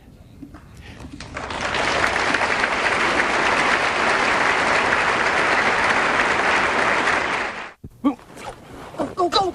Squads from the 101st Airborne trained today for house-to-house combat in an abandoned desert village. Tell it back, this room is clear. This is designed to simulate any urban environment anywhere in the world. The Army described the exercise as routine training. But some soldiers also saw it as a signal to Saddam Hussein. So we were like to scare Saddam Hussein into backing off, I guess. At the same time, more than 10,000 Marines have been practicing storming a beach from amphibious ships in the North Arabian Sea. A Navy source said the week-long exercise, involving 18 ships and more than 90 aircraft, is intended to simulate an assault on Kuwait. And the aircraft carrier Independence prepares to enter the Persian Gulf this week, where its 70 combat aircraft will be able to reach Iraq and Kuwait without refueling. The signal that we're on an offensive mission has been given by the buildup of forces there that's been going on far above the level required for defense. It was classic Saddam Hussein, man of the people, brother in arms, the commander-in-chief on the front line in Kuwait, or Province 19, as the Iraqis now call it, visiting his troops, playing to the cameras for a television audience back home. He jumped into a foxhole and gave a trooper a little advice on how to position his machine gun. He chatted with a group digging foxholes along the beach and urged them to keep their spirits up. Bush is challenging us, he said. What can we do? We're not afraid of anything, they replied. We'll challenge Bush back and defend our homeland. His soldiers and his loyal commanders thanking Saddam Hussein for giving them the honor of conquering Kuwait. In Israel today, the government began distributing gas masks in 3 small towns in the northern, southern, and central areas of the country. The campaign is in response to heightened tensions in the Persian Gulf crisis and repeated threats from Iraq that it will attack Israel with chemical weapons. In fact, Israelis of all ages are getting their masks. The protective kits include a syringe with nerve gas antidote and decontamination powder. There is also a special plastic chamber for those too young to comprehend chemical war. Most people seem to take this development in stride, but it is unsettling when gas masks go into your home. I'm hoping we remember everything and that we can just live through it in a calm and quiet way. While gas masks might come in handy for Palestinians in the occupied territories, right now there aren't any for them. Israel says it will sell imported masks in the West Bank and Gaza if a real emergency arises. But for now, Israel is taking care of Israelis. At least 19 Palestinians dead in the bloodiest street clashes since Israel captured the occupied territory. The stones fell on Jews who were making no claim on Muslim shrines, but simply praying peacefully at the Western Wall. Israeli police saw it as an unprovoked attack against people celebrating a religious holy day, the Jewish Feast of the Tabernacles. There is no dispute that the police moved into the Muslim compound with considerable force. The Israelis say their officers had no choice but to shoot, that their lives were endangered by an angry mob. Palestinians say the shooting was indiscriminate, that demonstrators were fired upon as they fled. Palestinians agree they threw stones, but threw them because they suspected this Jewish fundamentalist group was approaching to lay claim to the Muslim compound that lies next to the Western Wall. To Jews, it is the Temple Mount, because it was once the site of their 2 biblical temples. The Western Wall is all that remains of the ancient structures. To Muslims, it is the noble sanctuary, containing both the Al-Aqsa Mosque and the Golden Dome of the Rock, the place where it is written that the Prophet Muhammad ascended into heaven on a white horse. 35 acres, yet much of the Middle East hatred and mistrust can be traced to this spot. And it was that hatred and mistrust that produced the bloodiest single day for Palestinians since Israel captured the old city from Jordan 23 years ago. Palestinians and the PLO have backed Saddam Hussein ever since the Gulf crisis erupted, seeing him as the only Arab capable of standing up to Israel and the U.S. The American and foreign military buildup in the region did not help but to increase the tension and complicate the situation. The killings in Jerusalem strain an already strained U.S.-Israeli relationship. There seems to be less sympathy for Israel in the Bush cabinet especially for Israeli Prime Minister Yitzhak Shamir's right-wing government, and especially now that the Soviet Union is no longer a Mideast player. The U.S. late Friday voted with the UN Security Council to condemn Israel. The draft resolution has been adopted unanimously. The first time the U.S. has censured its longtime Middle East ally since 1982, when Israel invaded Lebanon. This is an incident which never should have happened. The shooting of Palestinians in Jerusalem provoked a firestorm of criticism. Israeli security forces need to be better prepared for such situations, need to act with greater restraint. The shootings threatened to unravel the Gulf coalition the administration had so carefully strung together to isolate Iraqi dictator Saddam Hussein. The shootings on Jerusalem's Temple Mount severely embarrassed moderate Arabs in the U.S.-led Gulf Alliance, who are already under pressure to change their allegiance. And the U.S.'s moderate Arab allies are taking the heat. We are disappointed that the Israeli government has decided not to cooperate with the mission. In fact, we think that a failure to cooperate denies Israel an opportunity to present its case to the Secretary General. In a private message over the weekend, Secretary Baker used far tougher words to urge Israeli Foreign Minister David Levy to receive the UN delegation. Baker told Levy that by not being prepared for Palestinian demonstrators, quote, Israel played into the hands of Saddam Hussein, thus drawing public attention away from Iraq. I wish to emphasize, Baker told Levy, that if you reject the Security Council's resolution, some will unfairly compare you to Saddam Hussein and his rejection of Security Council resolutions. To deal with the crisis in the Persian Gulf, President Bush has reached out to the Arab world as never before. This is shaking the relationship between the U.S. and Israel, as the two countries now see their best interests on some issues in sharply different terms. The Iraqi invasion and occupation of Kuwait that began on August 2nd is now revealed as a story of ruthless repression and barbaric behavior. It is a story of murder, rape, looting, torture, and terror. It is told by some of the Kuwaitis who have escaped. And the bruises all around the body from they have been beaten, and sometimes the face, the ears are removed. His beard was stripped off, his nails was taken off, and all his body was a lot of burns inside his body, even his genitalia, everything. We couldn't recognize him. President Bush has finally compared Saddam Hussein to Adolf Hitler. In Texas, Mr. Bush was recounting Kuwaiti reports of two young men allegedly executed by Iraqi soldiers as their parents were forced to watch. The president warned that atrocities, Iraqi atrocities, could lead to trials similar to the Nuremberg war crimes trials after World War II.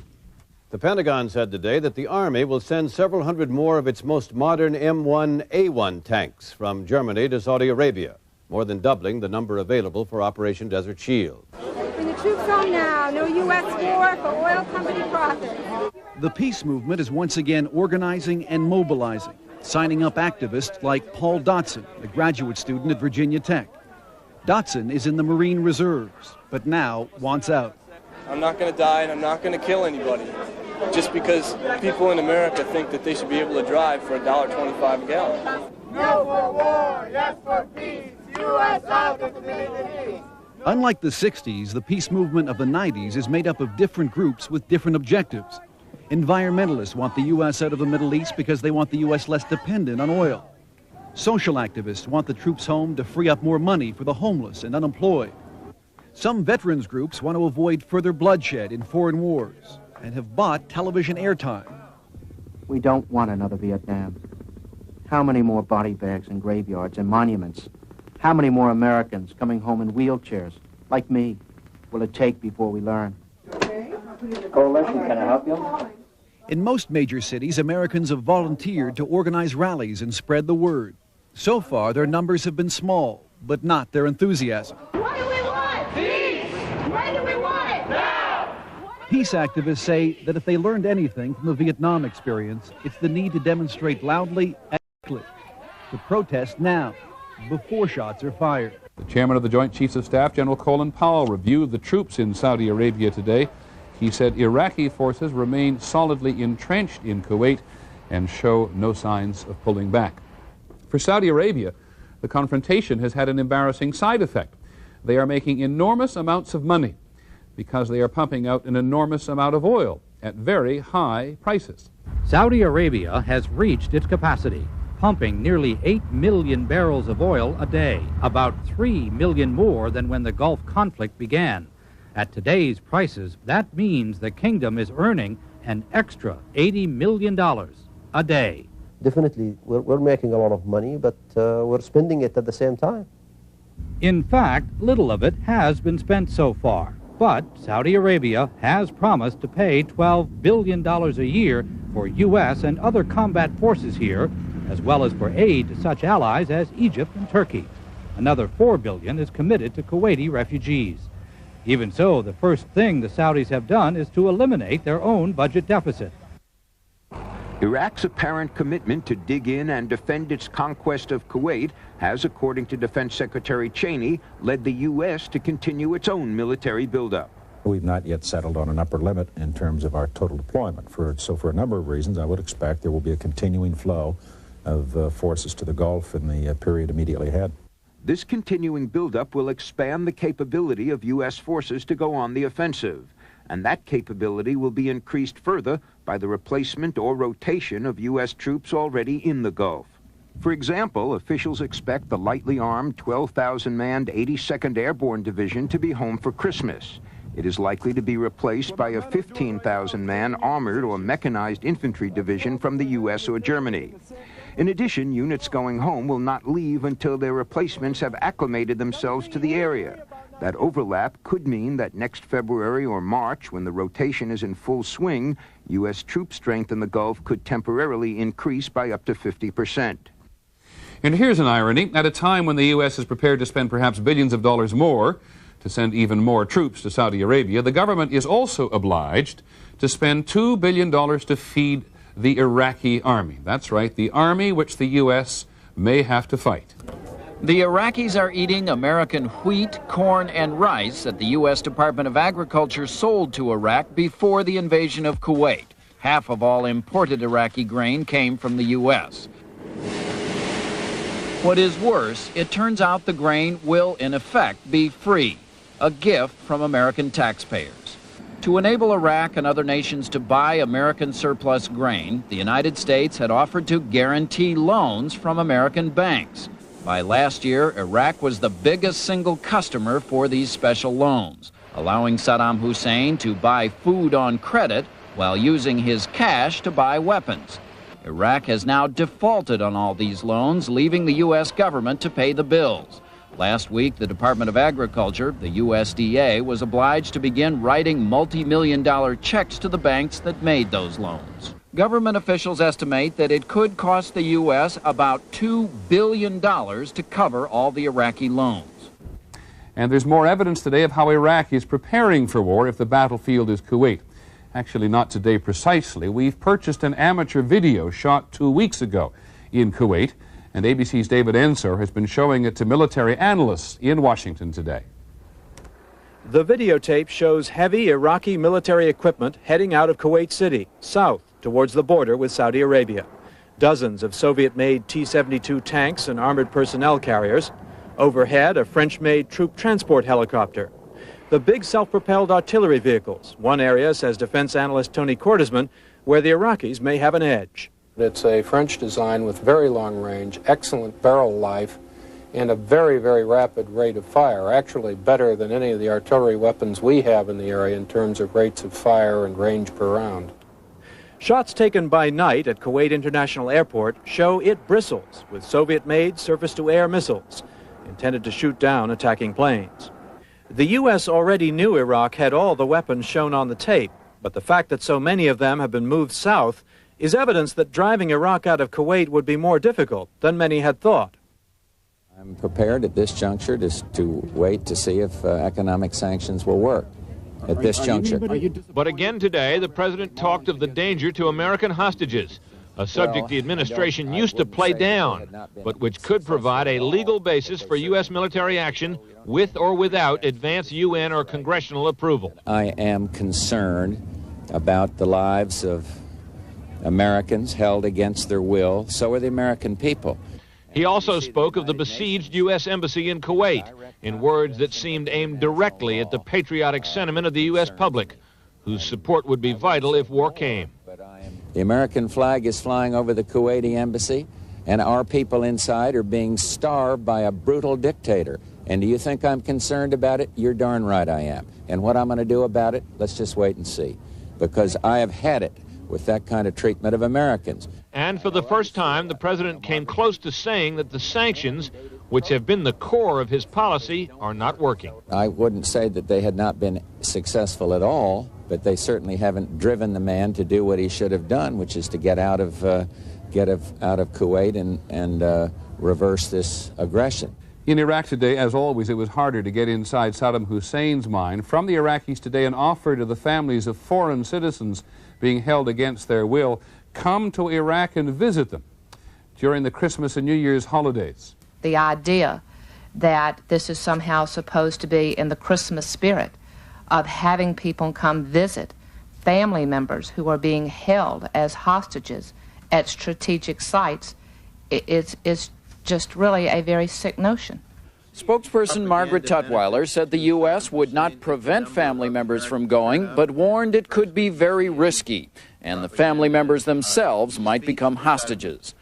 Frustration for the families is rising as they hear new details of what being a hostage is like. Recently released French hostages carried letters from several Americans describing what they called the Iraqi gulag: bars on the windows, locks on the door, and armed guards at night.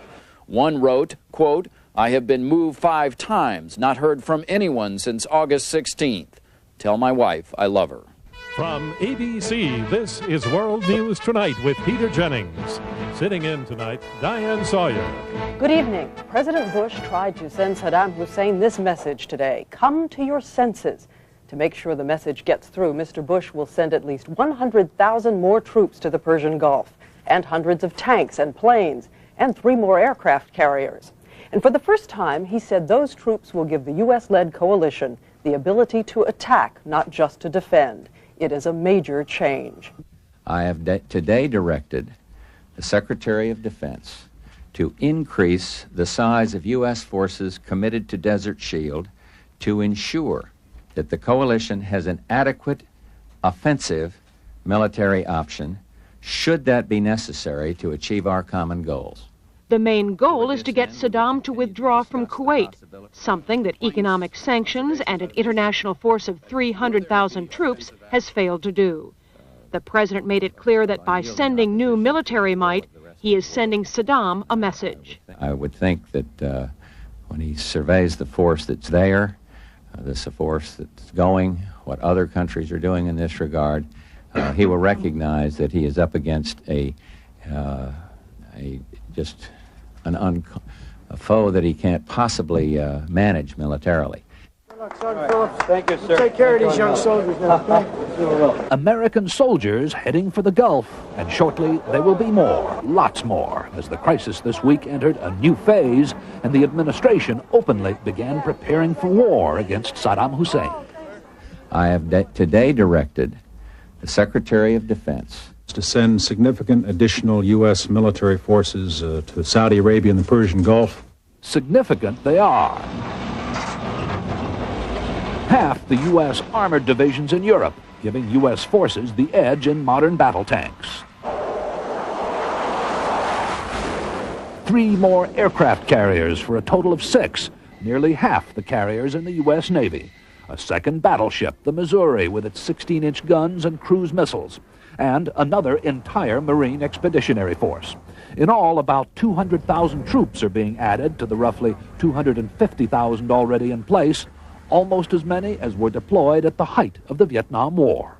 And sufficient, it's thought, to punch through the estimated 430,000-strong Iraqi army that's dug in behind fortifications along the Kuwaiti border. For months now, the official line has been that U.S. troops were defending Saudi Arabia. The new buildup has a different rationale. A switch from the defense to the offense. The necessary diplomatic accompaniment to this week's change of direction was provided by Secretary of State James Baker, who last night returned from a week-long tour of Europe and the Middle East preparing the Allies for war. There is an extraordinary degree of unanimity and support for the path that we're on, and I'm very pleased with that. Baker was seeking support for a UN resolution permitting the use of force to dislodge Saddam Hussein from Kuwait. Although he was told that sanctions need more time to work, none of America's partners said they'd stand in the way of such a UN resolution. Not Egyptian President Mubarak, not even China's foreign minister. And the Soviets shifted their position as well. After talks with Baker, Soviet Foreign Minister Shevardnadze said force could not be ruled out. And the strongest support of all came from Britain's Margaret Thatcher, who leveled her own threat at Saddam Hussein. Either he gets out of Kuwait soon, or we and our allies will remove him by force, and he will go down to defeat with all its consequences. The Iraqi dictator, meanwhile, continued his efforts to undermine the alliance, sending visiting former Japanese Premier Nakasone home with a plane load of hostages, and former West German Chancellor Willy Brandt got similar consideration. It was a reminder that the alliance won't hold together forever.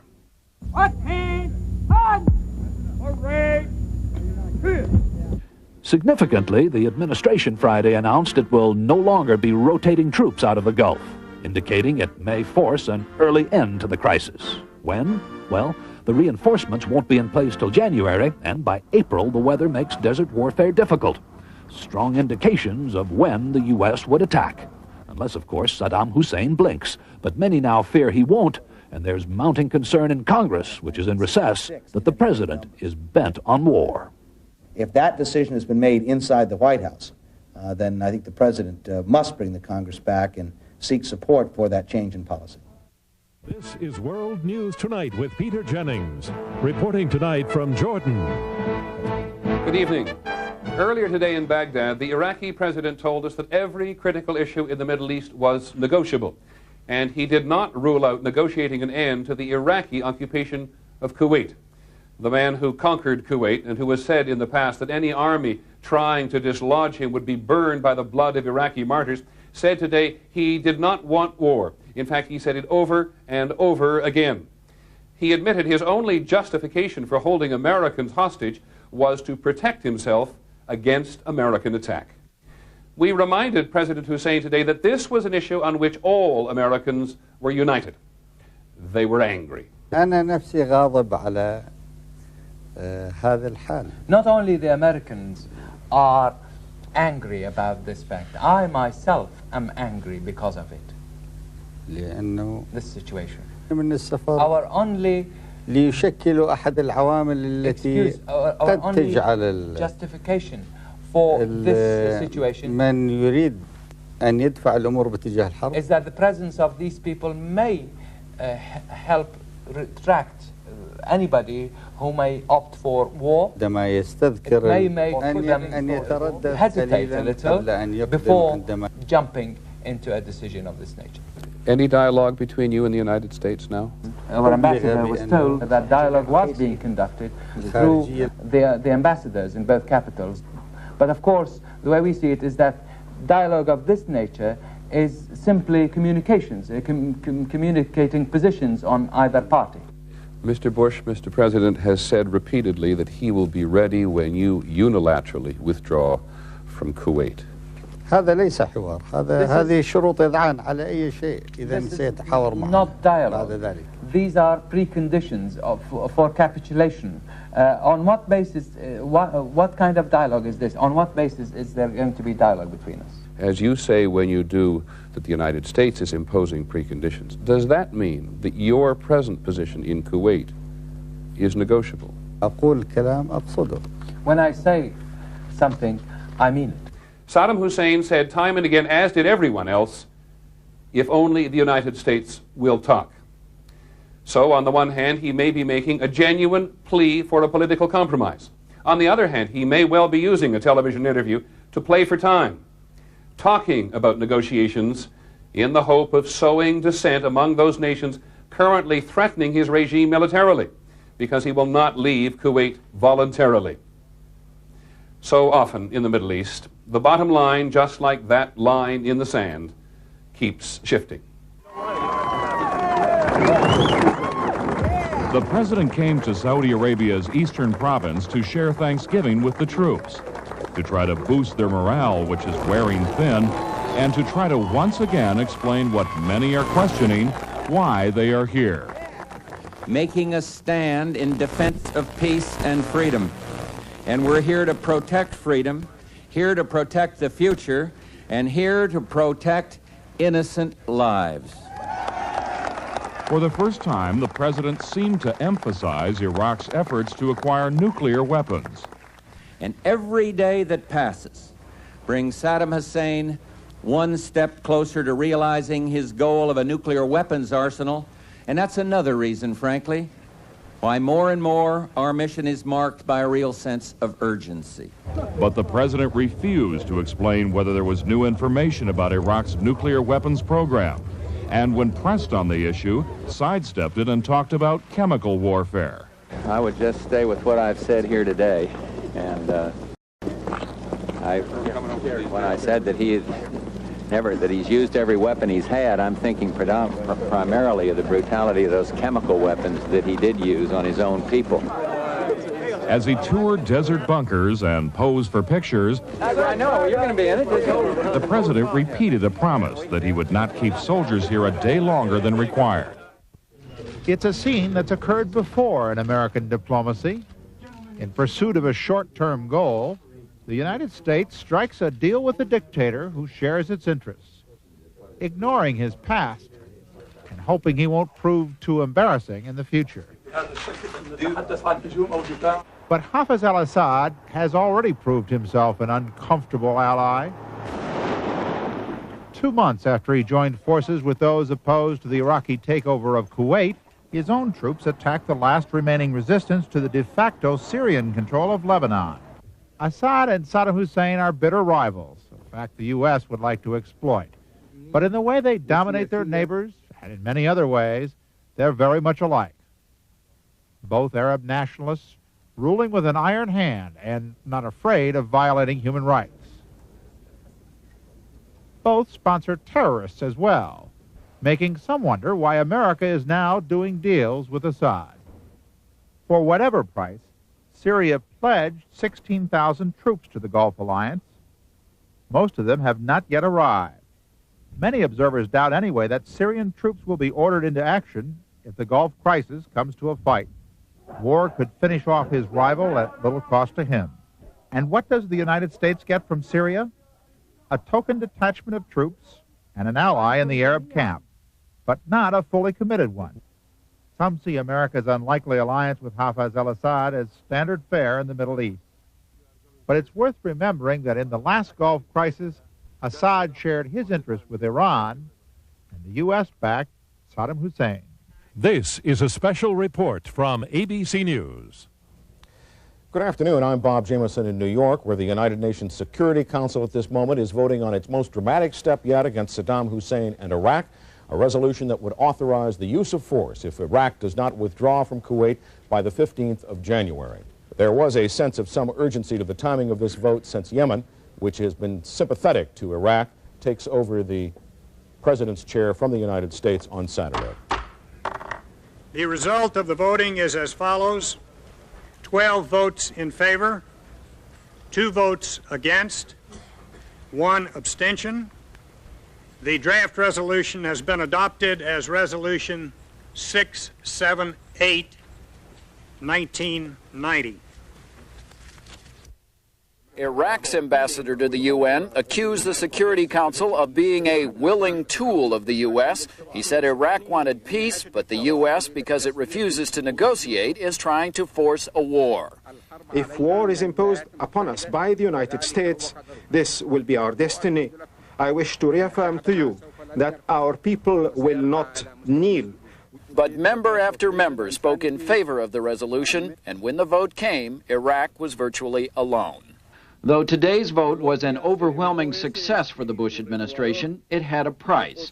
For example, to bring China on board, Secretary Baker had to promise a Washington visit for the Chinese foreign minister and the prospect of better relations, even though China is again cracking down on dissidents. To win Soviet support, there were pledges to let Moscow know about U.S. military plans in the Gulf, no surprises, and an effort to get American friends like Saudi Arabia to help the Soviets with financial aid.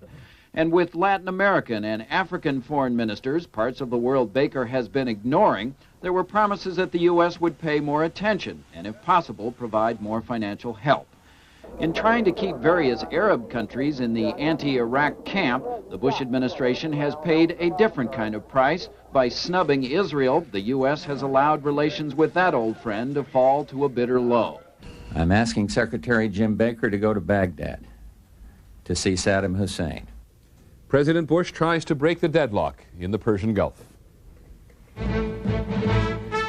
From ABC, this is World News Tonight with Peter Jennings. Good evening. For the first time since Iraq invaded Kuwait on the 2nd of August, President Bush has talked about talking to Saddam Hussein.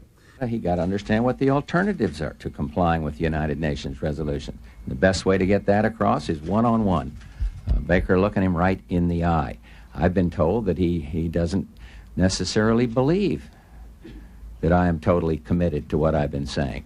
And here's a good opportunity to have him understand that face to face. Late this afternoon, Iraq's ruling command council issued a statement saying Iraq would accept the offer to exchange visits and envoys. The official Iraqi spokesman appeared on the evening news with more government reaction. He quoted from the Quran, "When your enemy seeks peace, you should seek peace too." But the Iraqis also insist that all Middle East issues, including the Palestinian question, be part of the discussions, continuing to try to wrap their invasion of Kuwait into the other problems of the region. Well, now that the Bush administration has won a United Nations endorsement to use force if necessary, and now that Iraq and the U.S. are going to sit down and talk about war or peace, the administration did think it was finally safe to answer some of Congress's questions in hearings on Capitol Hill. Economic sanctions, Baker said, may be having an impact on Iraq's economy, but have produced no apparent changes in Saddam Hussein's policy toward Kuwait. He shows no signs of complying with any of the Security Council resolutions. Instead, he appears to be doubling his bets. Waiting not only gives him time to break the sanctions, but waiting, Mr. Chairman, imposes costs on us. Waiting, he said, gives Saddam Hussein more time to fortify Kuwait, to build chemical and biological weapons, and to try to split the coalition that now opposes him. Baker said he will go to Baghdad to tell Saddam Hussein that unless he withdraws from Kuwait, he will face disaster. There will be no negotiations. Senator Dodd wondered why Baker ruled out negotiations. But, Senator, surely you are not suggesting that we go over there and negotiate something short of the UN resolutions. Well, I wasn't suggesting that, but I'm also not suggesting that there may be something here. What is it? Well, I don't know. That's what I presume diplomacy is about. This is not a show and tell. It is a serious effort to try and find a peaceful resolution. Baker said no decision has yet been made on whether to use military force, but he gave a chilling description of how that option would be employed. Our aim is to ensure that if force must be used, it will be used suddenly, massively, and decisively. From ABC, this is World News Tonight with Peter Jennings. Sitting in tonight, Diane Sawyer. Good evening. Words Americans have been hoping to hear. The hostages, Saddam Hussein's guests, may be coming home. There are more than 6,000 Western and Japanese citizens still detained or hiding in Iraq and Kuwait, 930 of them Americans.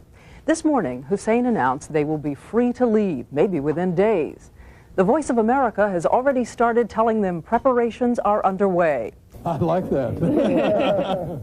It's great. No, I'm very, very happy. It's overwhelming. A taxi driver informed us. He said, "Oh, you're free."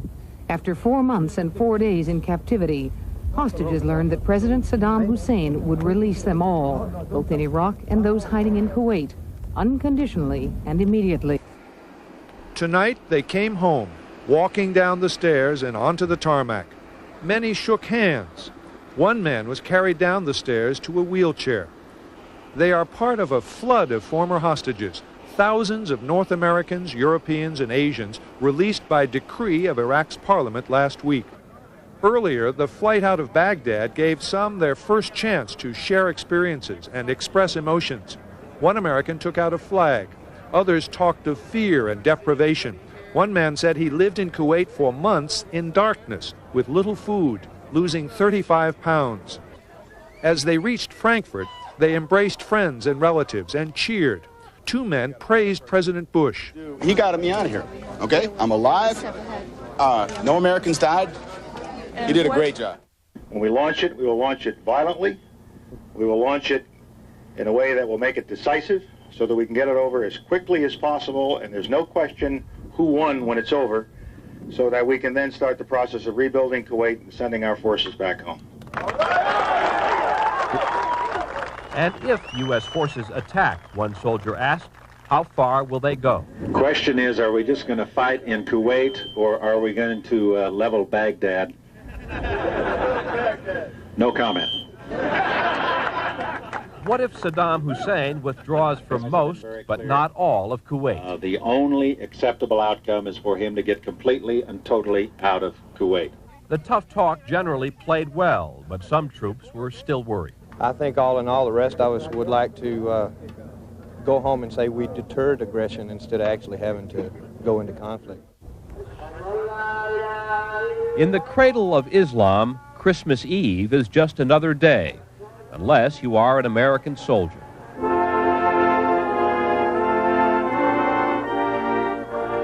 Not far from Kuwait, the 1st Marine Division Band serenaded troops in the sand.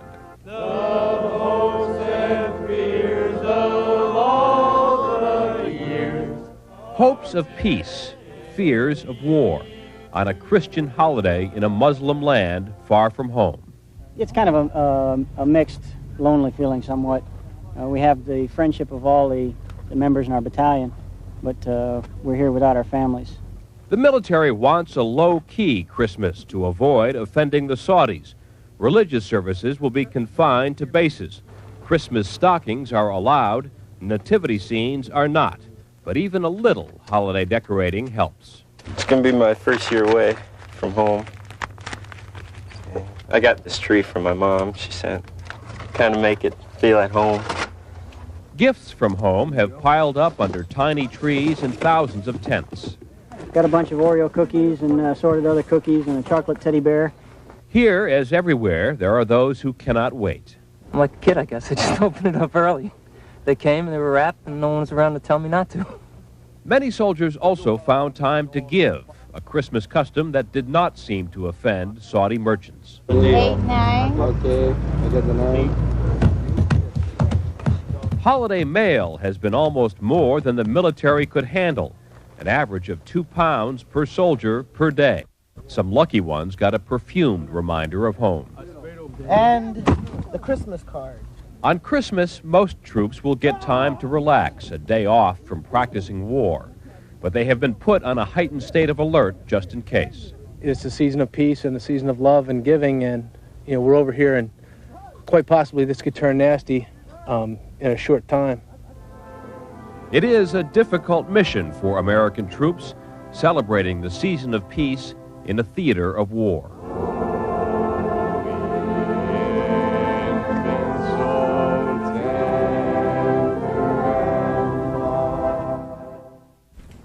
Senior administration officials have told ABC News that U.S. forces in the Persian Gulf are likely to adopt a far more aggressive posture if the January 15th deadline passes without agreement on an Iraqi withdrawal from Kuwait.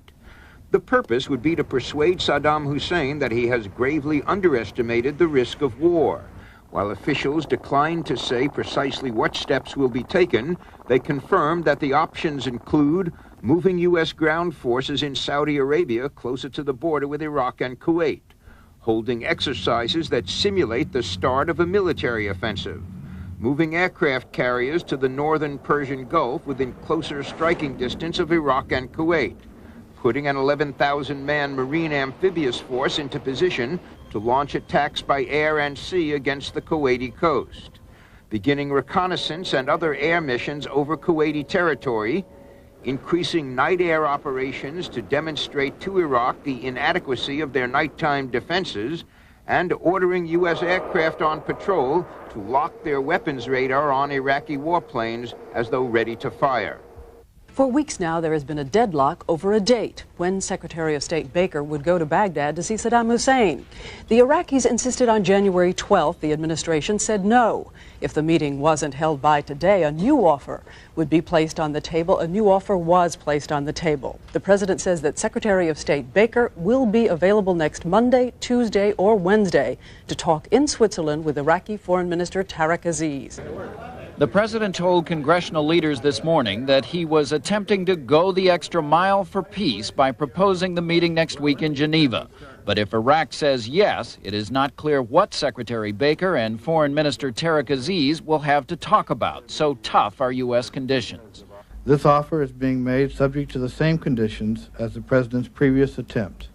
No negotiations, no compromises, no attempts at face-saving, and no rewards for aggression. U.S. officials say Baker would do little more than tell Aziz that the whole world demands Iraq withdraw. The secretary will carry a letter from President Bush to Saddam Hussein. Today, as Baker swore in the new U.S. ambassador to Kuwait, Edward Ganin, the secretary used some of his toughest language to date, saying the days of Iraq's occupation are numbered. And so, as January 15 approaches, we are closer and closer to restoring Kuwait's sovereignty, whether by peace or whether by force. Analysts say the proposed meeting between Baker and Aziz was considered necessary to convince Congress, the public, and governments in Europe and the Middle East that the Bush administration is still interested in a peaceful settlement. From ABC, this is World News Tonight with Peter Jennings. Sitting in tonight, Carol Simpson. Good evening. Saddam Hussein said yes today. Yes, his foreign minister, Tariq Aziz, will fly to Geneva to talk with Secretary of State Baker. It will happen next Wednesday, just 6 days before the UN deadline for Iraq to get out of Kuwait. Mr. Aziz said he was going out of respect for world opinion and criticized the U.S. for what he called bad tactics. The announcement came tonight on state-controlled Iraqi television. It was not a gracious acceptance. The American proposal for a meeting was described as arrogant. The official statement from Iraq's ruling Revolutionary Command Council said, in spite of the manner and way the proposal was made, because Iraq wants peace, Tariq Aziz will go to Geneva on January 9th to meet James Baker. It had taken the Iraqis more than 24 hours to respond. The morning newspapers carried no hint of any new prospect for talks between the two countries. But because many Iraqis listen to radio broadcasts from outside the country, they already knew Washington had made an offer. Them sitting down and talking about it will give a chance for peace. And that's all what we are for here. I mean, Muslims look for peace, Christians look for peace. This is a special report from ABC News. Good afternoon, I'm Peter Jennings. The United States and Iraq have ended an unusually lengthy day of talks on the crisis in the Persian Gulf. They have been talking, to many people's surprise, for 6.5 hours in the Geneva hotel, and within minutes we will learn from the Secretary of State Jim Baker and the Iraqi Foreign Minister Tariq Aziz in separate news conferences whether a political settlement of the Gulf crisis is possible or whether the U.S. and Iraq are looking more intently at the prospect of war. Regrettably, ladies and gentlemen, I heard nothing today that, in over 6 hours, I heard nothing that suggested to me any Iraqi flexibility whatsoever on complying with the United Nations Security Council resolutions. We had grave or big differences about the issues we addressed. From the moment they sat down this morning, it was a grim and uncompromising conversation. Secretary Baker and Foreign Minister Aziz admitted there was no apparent progress toward a peaceful settlement and no new ideas were introduced by either side. Each man acknowledged that time is running out and the possibility of war appears to be growing. Iraq will be choosing a military confrontation which it cannot win and which will have devastating consequences. Iraq will defend itself in a very bold manner We are a courageous nation. Aziz was asked if Iraq would attack Israel if a war starts. Yes, absolutely yes. Aziz claimed Iraq would not be the first to attack anybody. When presented with the letter from President Bush for Saddam Hussein, Aziz read it carefully, then refused to accept it, saying President Bush used inappropriate language for communicating with the Iraqi president. I've been around the diplomatic track for a long time. The letter was proper, it was direct, and it was what I think would have been helpful to him to show him the resolve of the rest of the world, certainly of the coalition. The president said he worries that Saddam doesn't recognize that the coalition will use its formidable force against him. And he held out only slim hope others, such as the UN Secretary General, can sway the Iraqi leader. I'd have to level with the American people. Nothing I saw today, nothing, leads me to believe that this man is going to be reasonable, that he'll come around. But we ought to keep trying. We ought to keep trying right down to the wire. In Washington today, the Senate and the House of Representatives began debating one of the most fundamental responsibilities of Congress, the right to declare war. Sometimes it's hard to see history actually being made.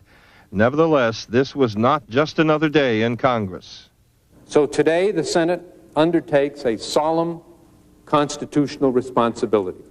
Mitchell, the Democratic leader, introduced a resolution challenging the president's authority to order an attack on Iraq by himself and the wisdom of doing so now. The grave decision for war is being made prematurely. Wait, he and a parade of his fellow Democrats argued. Nunn, Leahy, Simon, Kennedy, Biden. What's the hurry for war? What's the hurry? But the Republican leader asked how long the country should wait. 30 days, 30 months, 30 years. And so I'm not certain what kind of a signal that sent, but it seemed to me it takes Saddam Hussein off the hook. What's required, Dole argued, and so did Republicans Danforth and D'Amato, is a clear message to Baghdad that America speaks with one clear voice. Today's most passionate voice had not been heard before in the Senate. Freshman Democrat Wellstone of Minnesota, his very first words on the Senate floor. The fathers and mothers of young men and women from Minnesota who are now in the Persian Gulf have not forgotten what war means in personal terms, and we must not forget either. This is World News Tonight with Peter Jennings. Good evening. The Congress debates, the Secretary threatens, and the public worries. So it is on the last weekend before the deadline by which Saddam Hussein is supposed to leave Kuwait. It is harder and harder to find people who believe that he will, voluntarily. There was certainly no mistaking the public change in the Secretary of State. The self-described somber negotiator of Geneva only 2 days ago was in the Middle East today, wielding a club. ABC's John McWethy was with Mr. Baker in Saudi Arabia. In language tougher and more threatening than anything he has used in public, Secretary Baker this evening seemed to be pointing the troops he visited toward war, perhaps as early as next week if Saddam Hussein does not back down. He spoke to the men and women who fly and service the F-111 bombers that will probably be in the first waves if there is combat. Baker said he fears Saddam Hussein will try to stall as the crisis slides to the brink. And our worry is that in his usual style, he will simply miscalculate where the brink is.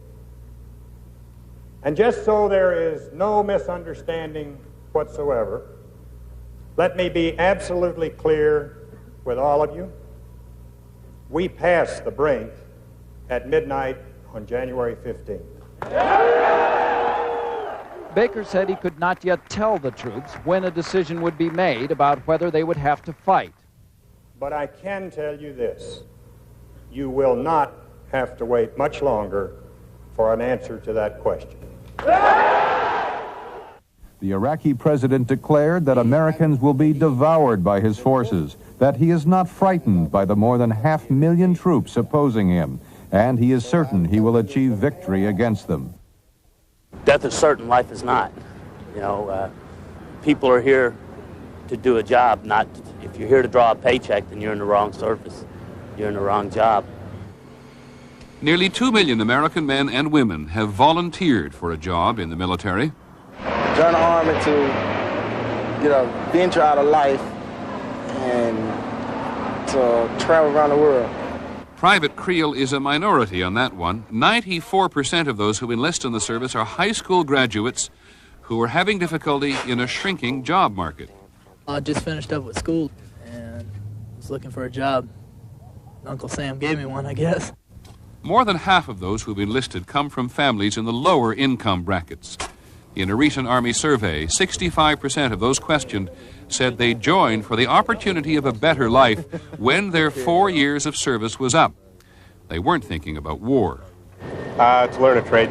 Mainly because they paid for all my college education. Our team on the ramp. Women, who make up half the general population, only make up 11% of the enlisted military, perhaps because they are legally barred from combat rules, and thus their chance for advancement is limited.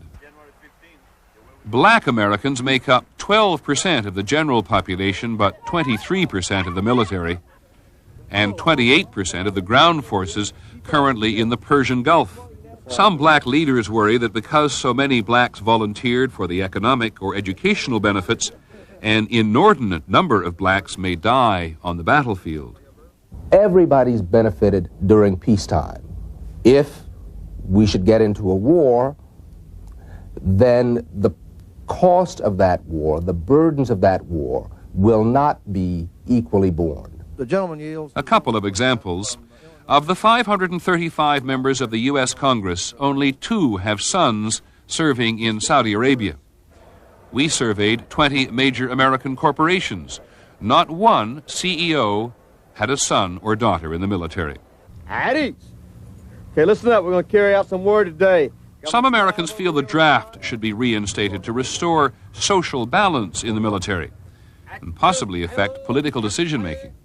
Without a military that reflects all elements of your society, and particularly the elites in your society, there is a much greater danger that the American military will be used in adventures that are not clearly in the national interest. For now, whether they anticipated war or not, they are all volunteers. You know, I signed a contract. I joined on my own free will. I knew this might happen, so, I go where I'm told to go, do what I have to do. Good afternoon. It's Carol Simpson in Washington. It's been an historic day on Capitol Hill as both the Senate and House of Representatives have voted to authorize a President of the United States to use military force. In this case, the authority goes to President Bush to take whatever action he deems necessary in the Persian Gulf to get Saddam Hussein out of Kuwait.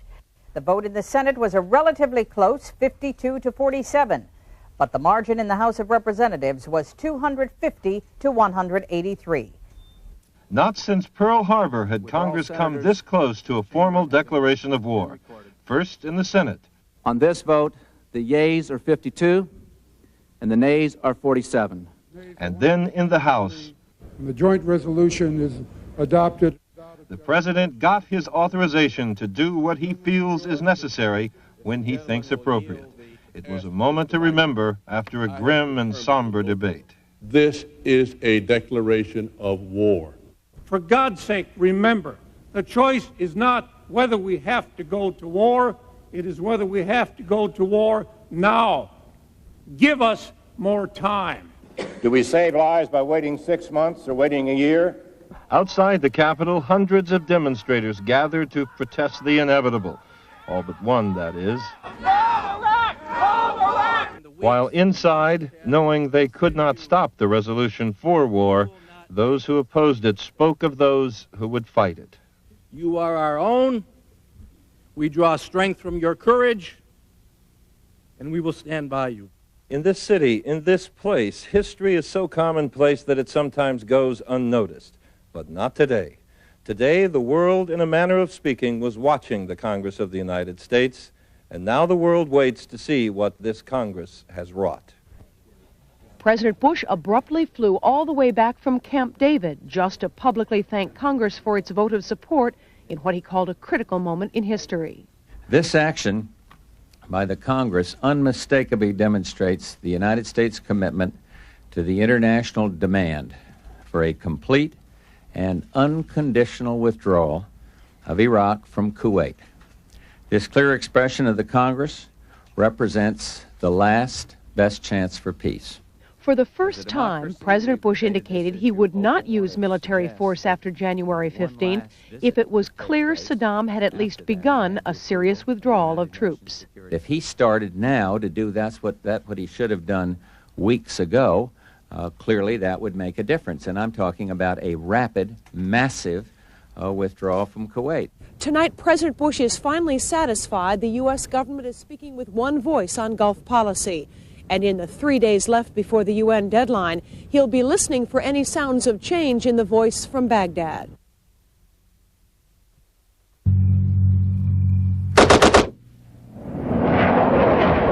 Pictures of a war machine shifting into high gear. You can really see a change this past week. On the ground and in the air, troops are moving north toward Kuwait to the battlefield, while new forces still arrive from the States. I volunteered to come here. I felt that this is where I want to be. If the country needs us to take care of what we need to do.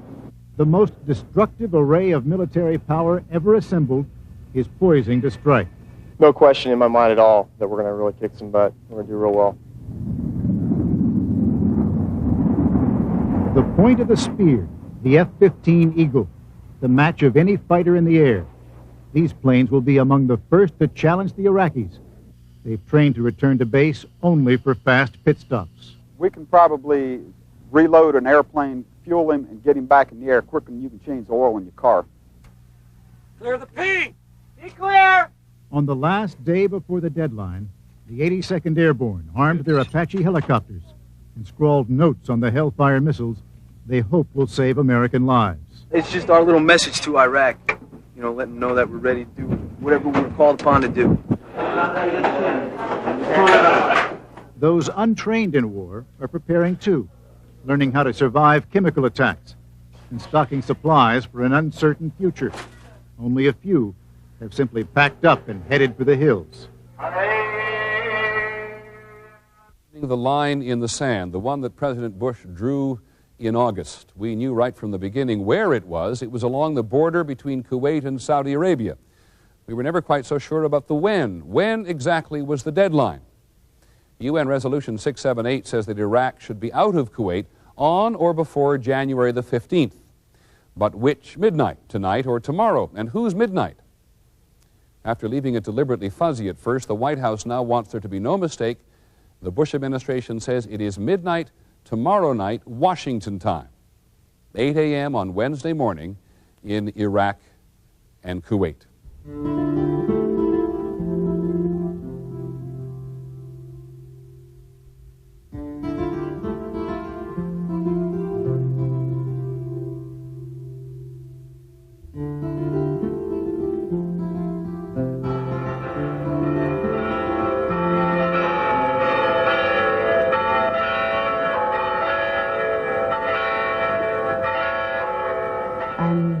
Praying an awful lot. We believe that God can intervene. I'm old enough to remember World War II and Korea and Vietnam and all. And prayer does sustain people. We didn't have to go to war, but, you know, I'm just scared, that's all.